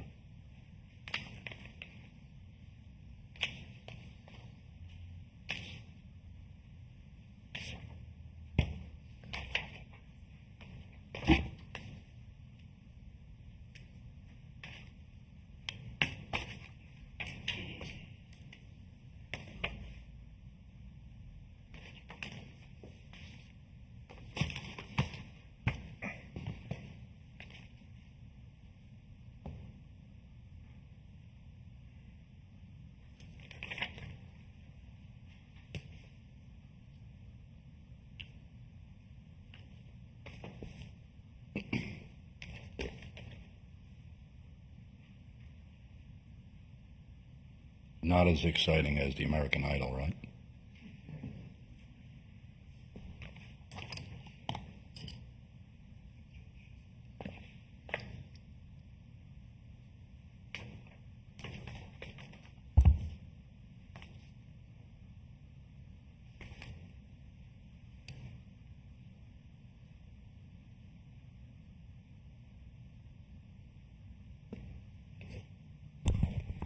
The members of the board have selected Jamie Hannon. 2 votes for Jamie Hannon by Commissioner Mitchell and Commissioner Hutchinson. Commissioner Zadowski voted for Hazel Hoylman. Commissioner Bartz, Dorothy Cobb. And Commissioner Townsend, Jody Kugler. We would still need So a that majority. concludes. There needs to be a majority, really. There's 2 members. Well, it's up to the board, of course, to determine, but typically we would have at We least need 3 3 votes for somebody. Okay. Could we repeat the person that had 2 votes? Yes, sir, that was Jamie Hannon. Okay. And then the other votes getters were? Hazel Hoylman, Dorothy Cobb, and Jody Kugler. Okay. Mr. Chair, I'll cast my vote for Jamie Hannon. That'll give us our 3rd vote.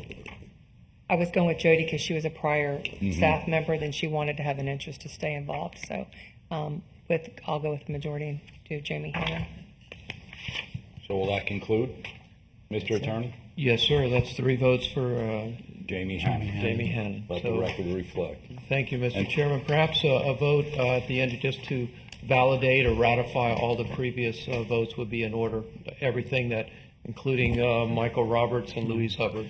So just to summarize that, Mr. Chair, you Thank have you. your social worker appointment is Felicity Palmer, your Treasure Coast Homeless Services appointment is Louise Hubbard, your mental health representative is Jennifer Harris, your banker is Michael Roberts, and your county business or owner or stakeholder is Jamie Hannon. Move approval. Do I have a second? We have a motion by Commissioner Zadowski, a second by Commissioner Townsend. All those in favor signify by saying aye. Aye. Motion carries. Thank you, everyone.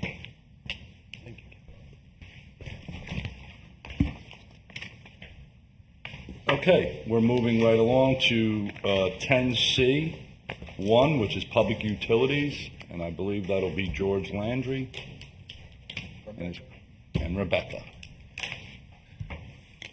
Good evening, Chair, Commissioners. George Landry, Director of Public Utilities and Solid Waste for the record.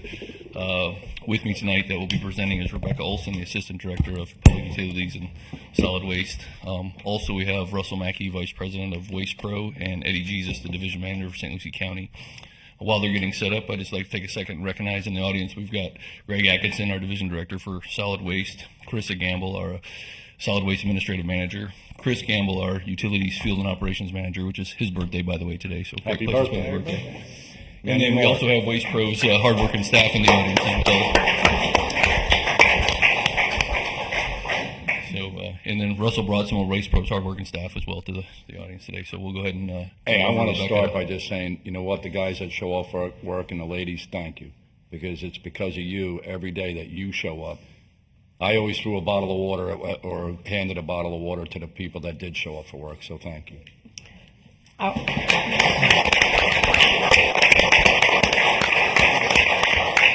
And I just want to say thank you too, because I know that my garbage men that service my address on my street are awesome. Yep.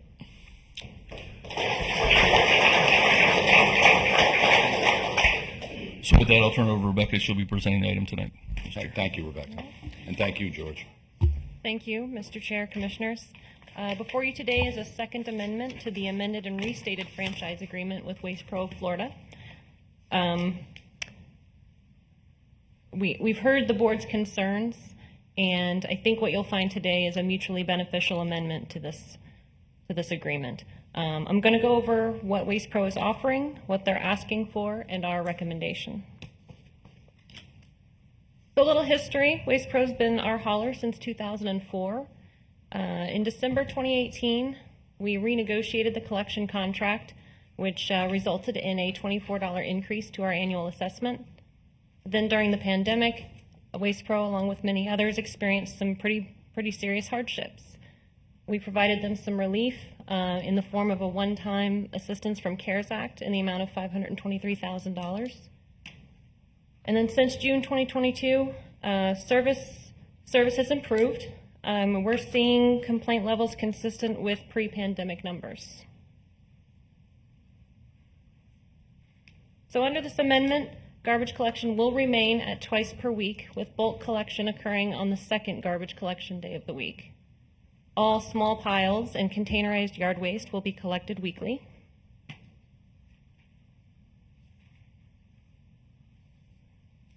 Our large piles of yard waste, or our clam piles, will also be collected weekly. Waste Pro will provide a map for our weekly collections, much like the one you see on this slide. These areas will be split into zones. Like you see on this draft map, this keeps all trucks in a defined area.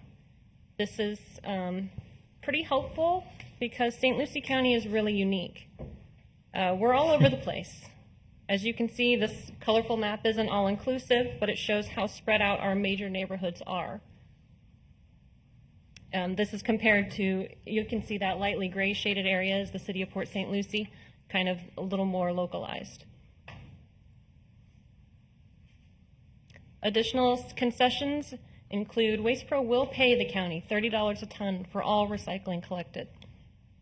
Waste Pro will make a one-time capital investment in the form of a bag breaker to be installed on the single stream facility. And Waste Pro will provide the county a plan to phase in automatic side loader trucks for garbage. So what are they asking for? Waste Pro is requesting immediate increases on commercial rates, an increase to $10.01 per cubic yard from a current rate of $7.33 per cubic yard, and an increase to $425 per haul for roll-offs from a previous rate of $191.94. As far as residential goes, Waste Pro is requesting a total increase of $8.79 per month. This equates to $105.48 per year on the collection component of the residential assessment. This will be a phased approach. Year one, with an increase of $4.44 per month per household. In year two, an additional $4.35. The collection component is currently $19.21. So at the end of year two, it'll be $28 per home. So how does this stack up? Waste Pro's request is about a 37% increase at the end of year two. If we look at surrounding areas for comparison, we see that just this year, the city of Port St. Lucie went out to bid, which resulted in an increase of about 48.6% to residents. In July 2022, City of Holland Coast went out for bid, resulting in an increase of 59% to residents. And just last month, the City of Sebastian voted to raise residential collection rates by 15% for their current hauler until they go out for bid next year, in which they expect another increase. So what we're recommending is that we absorb the first year of the proposed increase to measure performance. This will minimize the financial risk and impact to residents. If during this first year of the amendment, Waste Pro doesn't perform, I just wanted to make it clear that this will be it. The next step would be going out to bid. If during the first year they do meet the performance requirements, the assessment will be raised to the full amount October of 2023. Next year. Correct.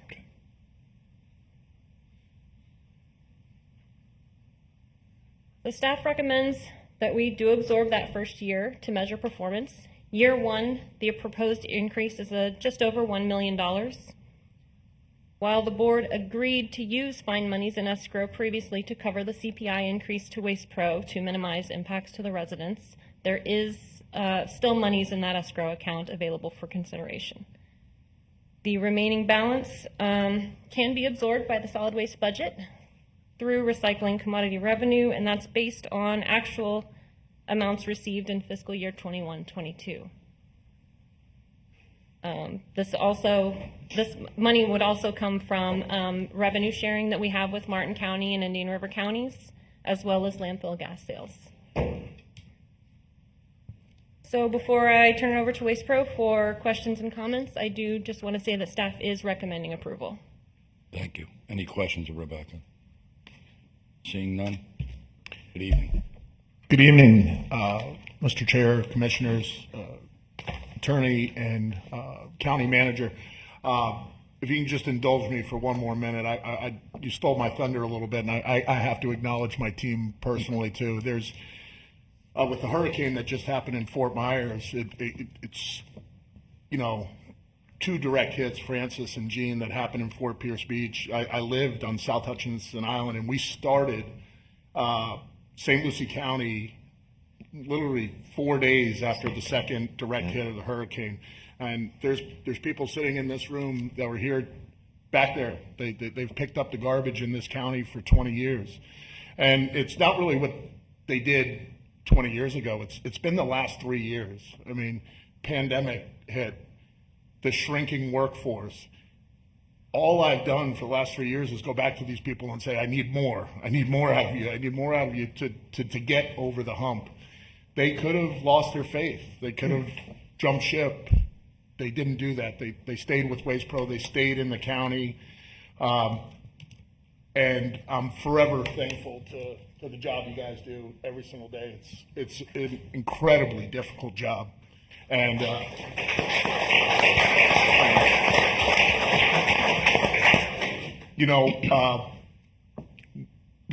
not the other big city in the county. There was a lot of uncertainty, a lot of things happening, and this team stuck it out. They didn't stop picking up trash. They got better and better under that adversity.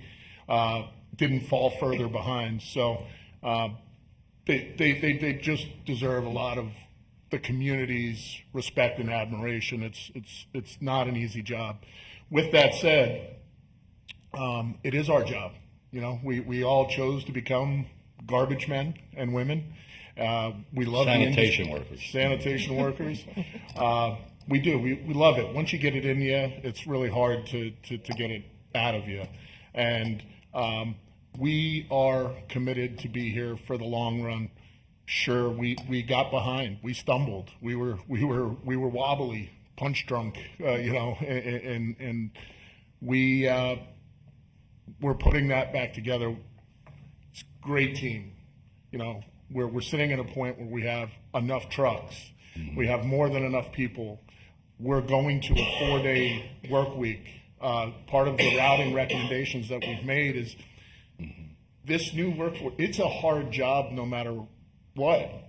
It's not the amount of money. I'm sure everybody wants to make more money, and we got to make sure that they're compensated fairly to pay their bills and live in this county.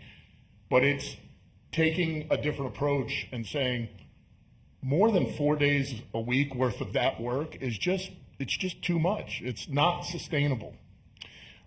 That's where we're going with this new plan, and I think we're going to be really successful marrying what they need to survive and make to be happy, and the work that we're expecting them to do on a daily basis. So I feel very confident in the plan that's going forward. I think you've seen the results of that plan for the last few months. I only expect it to get stronger and better from this point on. I don't know, Eddie, if you have any comments that you'd like to add to it, but we're here thanking you for your belief and willingness to work through an unforeseen, just incredibly difficult time in our history. And having that foresight to look through that and find solutions, I think your staff and you all should be very commended. I mean, you're sitting here with a deal for twice the amount of service for a lot less money than other communities, local and throughout the state. So I think it's a win-win partnership for both of us. Eddie? Good evening, Chair Mitchell, distinguished board members. Glad to be back in front of you again. We want to give thanks to the opportunity and the faith that you put into us to devise a plan and put together an actionable item where we can go back and give service commitments that are far above what anybody's ever seen before and create that excellence in service as we service the county.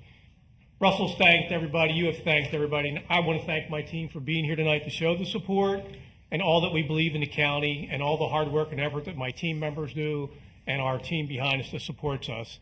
But we're here to support and take care of the county. We're here to provide a best-in-class service and create the excellence upon that you've never seen before. And our commitment is to you to make sure this is survivable, it's sustainable, and this will continue to last and only get better as we continue on. So I just wanted to thank you all again. Thank you for all the hard work and effort and the commitment from the county and everything that we went through, and we will be stronger after this. We appreciate your comments. Is there any comments from the dais? I'd like to say a couple of things. First of all, I want to say thank you to George, because so many times businesses get contracts with government and you're held to them if it's a 4 or 5, 10-year contract. I don't know many government entities that partner with a private business, something like this, to come back to a board and a governing board to try to make it so that they can be successful.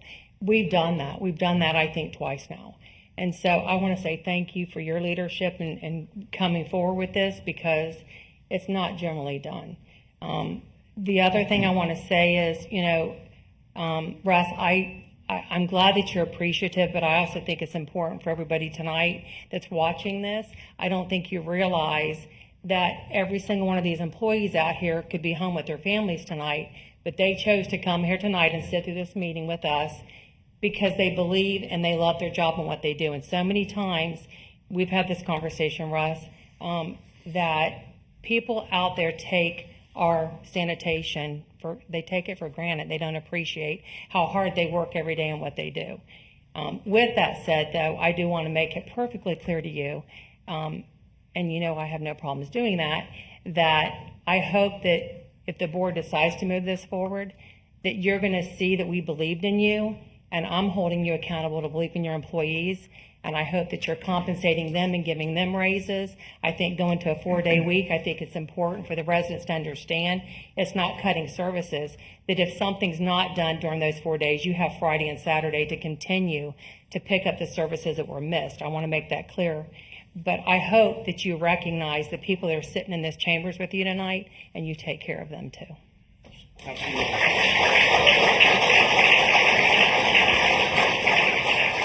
You stole my thunder. May I? I always represented workers, and I want to thank you, because you know what? Just like Commissioner Townsend said, you don't have to be here tonight. I see somebody with a Yankee hat on. Judge may be hitting his home run, and you're sitting here right now. But no, again, and I'll just reiterate, and I'm sure I'm speaking on behalf of all 5 of us at this dais. We believe in you. We need your help. We're going to do this together, hand in hand, and let's just make it successful. I know when I worked in the field, I loved 4-H 410 is better than a 5/8 schedule, so. Mr. Chair. Go ahead, Chris. I think it's important, and to basically reiterate some of what you've said, Commissioner Townsend, is that I don't think we recognized before the pandemic and when everything went sideways how valuable our trash collection is. You know, I said this before, my cable bill is $200. I don't even know how my cable bill is $200 a month. I don't know what you're watching. I don't know how to stream. Hopefully you're not wearing those shoes while you're watching. But I'll tell you though that when the cable goes out, it goes out, and you wait until whenever, right? And it's not a smelly mess. It's not maggots hanging out in your garbage can or in your garage. All those things, and you know, it's a tough job, and we've talked about this years ago, Russell, and I think you're now moving in that direction. It's technology and equipment changes that need to occur. The job has changed over years.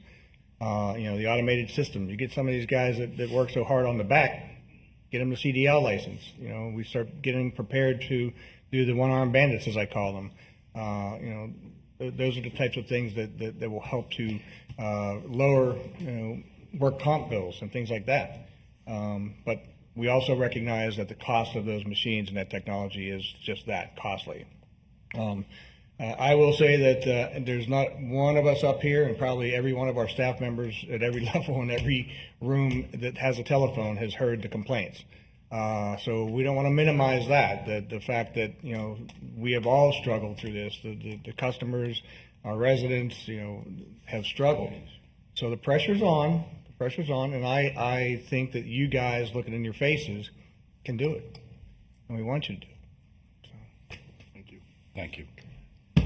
Mr. Chair, can I just add, because I probably beat it, Russell, more times than I can think, want to remember.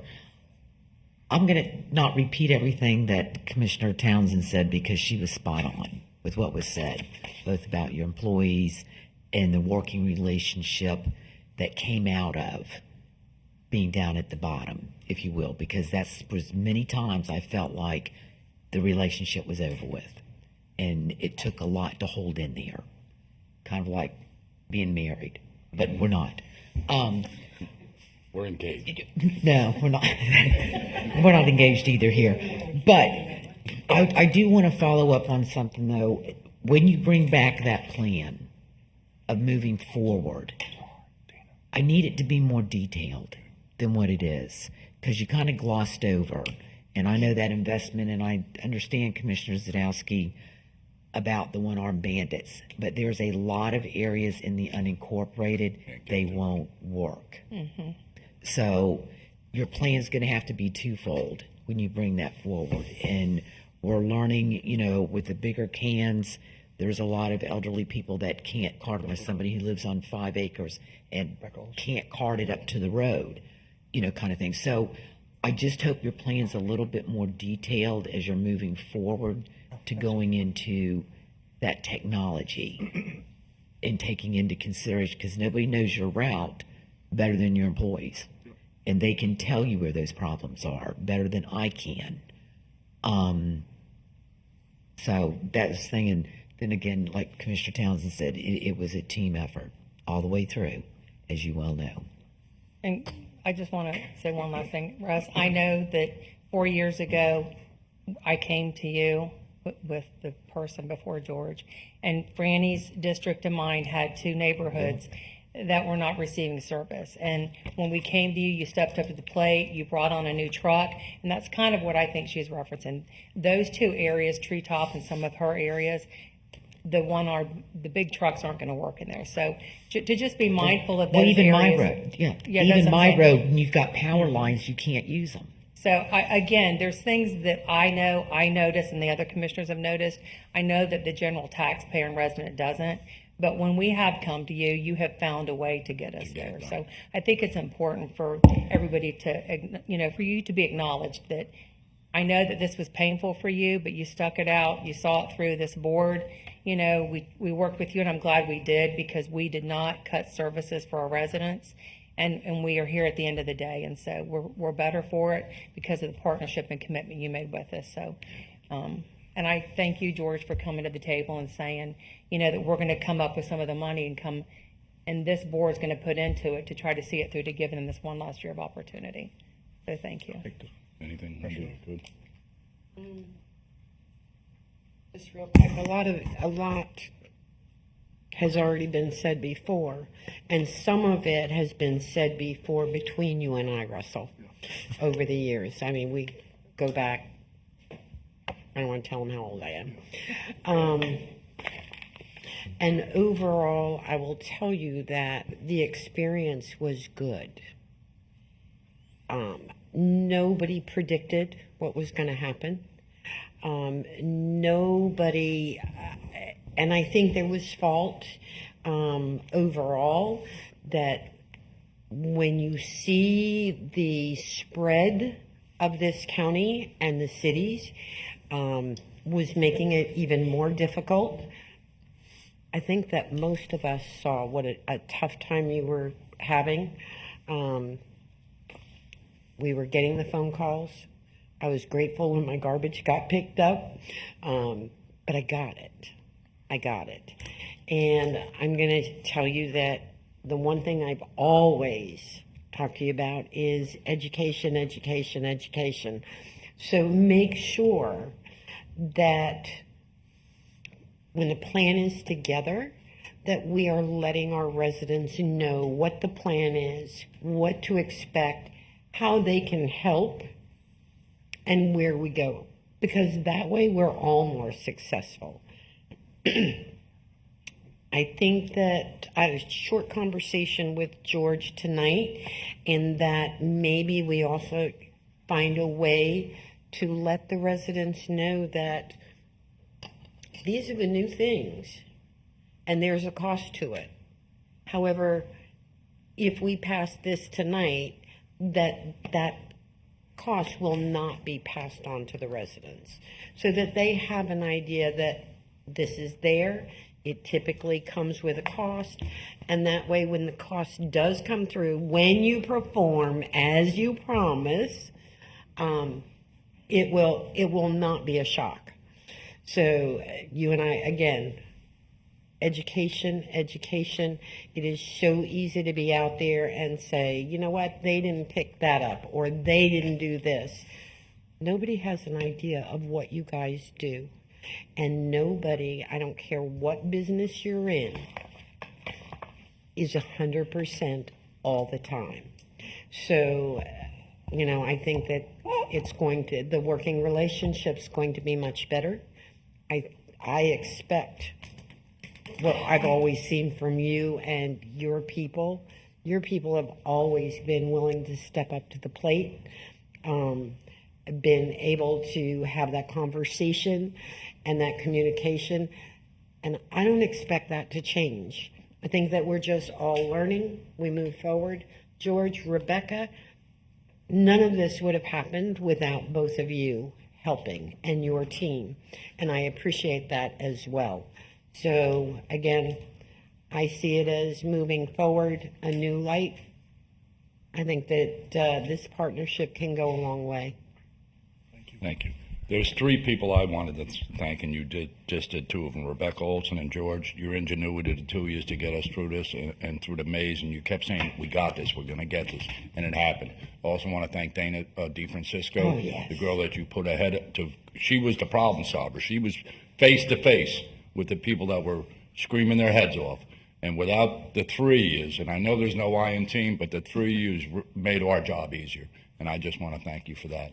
And with that, I'll entertain a motion. So moved. We have a motion and a second. All those in favor signify by saying aye. Aye. Motion carries. Do you want to add something? We already voted. Yes, Mr. Chairman, just briefly, just a couple points of clarity is any of the route changes or zone changes or things like that won't go in effect probably till December 1st, because we're going to take the next 2 months to market and get the information out to the residents and on the websites and everything like that. All the costs incorporated this year will be absorbed internally to avoid the residents having that hardship pass through. And in final summary, I just want to make a note as you're passing out the kudos. It started with this board and their leadership and guidance through county administration and the county attorney's office that helped us get to this point. And of course, with the solid waste team and Waste Pros efforts, this was a collaborative effort, but it started with you all, so we appreciate that opportunity to work through it. This is not about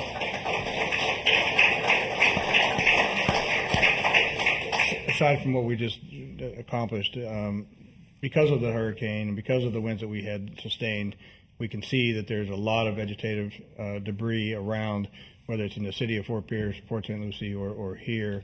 Now, we have a emergency hauler who often does the clam trucks and picks up. Are they doing that for us outside of the contract with Waste Pro? Because I think. So, Chair, Commissioner, great question. Usually, what happens if we have significant amount that's identified, we initiate those haulers and they go to work and it goes through a process. But under certain levels, with our contract and with the emergency declaration, we are allowed to use Waste Pro for the smaller levels of stuff, and we have identified some of those. Russell and I had those conversations, and so at the end of this month, as we measure all the tons that come in over the norm that we know are storm debris, we'll be able to work through public safety to add that to the global submittal of the county for reimbursement. That brings me to Howard. With a FEMA reimbursement, is being calculated and Oh, yes, sir. Reimbursable. If we meet a certain spending threshold, yes, sir, and we are tracking everything right now. Every penny. Every penny. So yeah, we'll be providing an estimate and then we'll follow through with the final numbers on that. Okay. Thank you. Thank you. So now, Russ, next Friday, I want everybody to have a bonus. We've been getting They're going to come to you next Friday and say, "Hey, Commissioner Townsend said, You have where's our no bonus?" idea how much this check is going to cost me after. Thank you all. Thank you. Thank you. Thank you. We have announcements now. Howard, I'll let you handle that. Yes, sir. Just briefly, we have October 11th as our next meeting at 9 a.m. here in these chambers. That is an informal or workshop meeting. Our next regular meeting will be October 18th at 9 a.m. here in these chambers. And with that, this meeting is adjourned.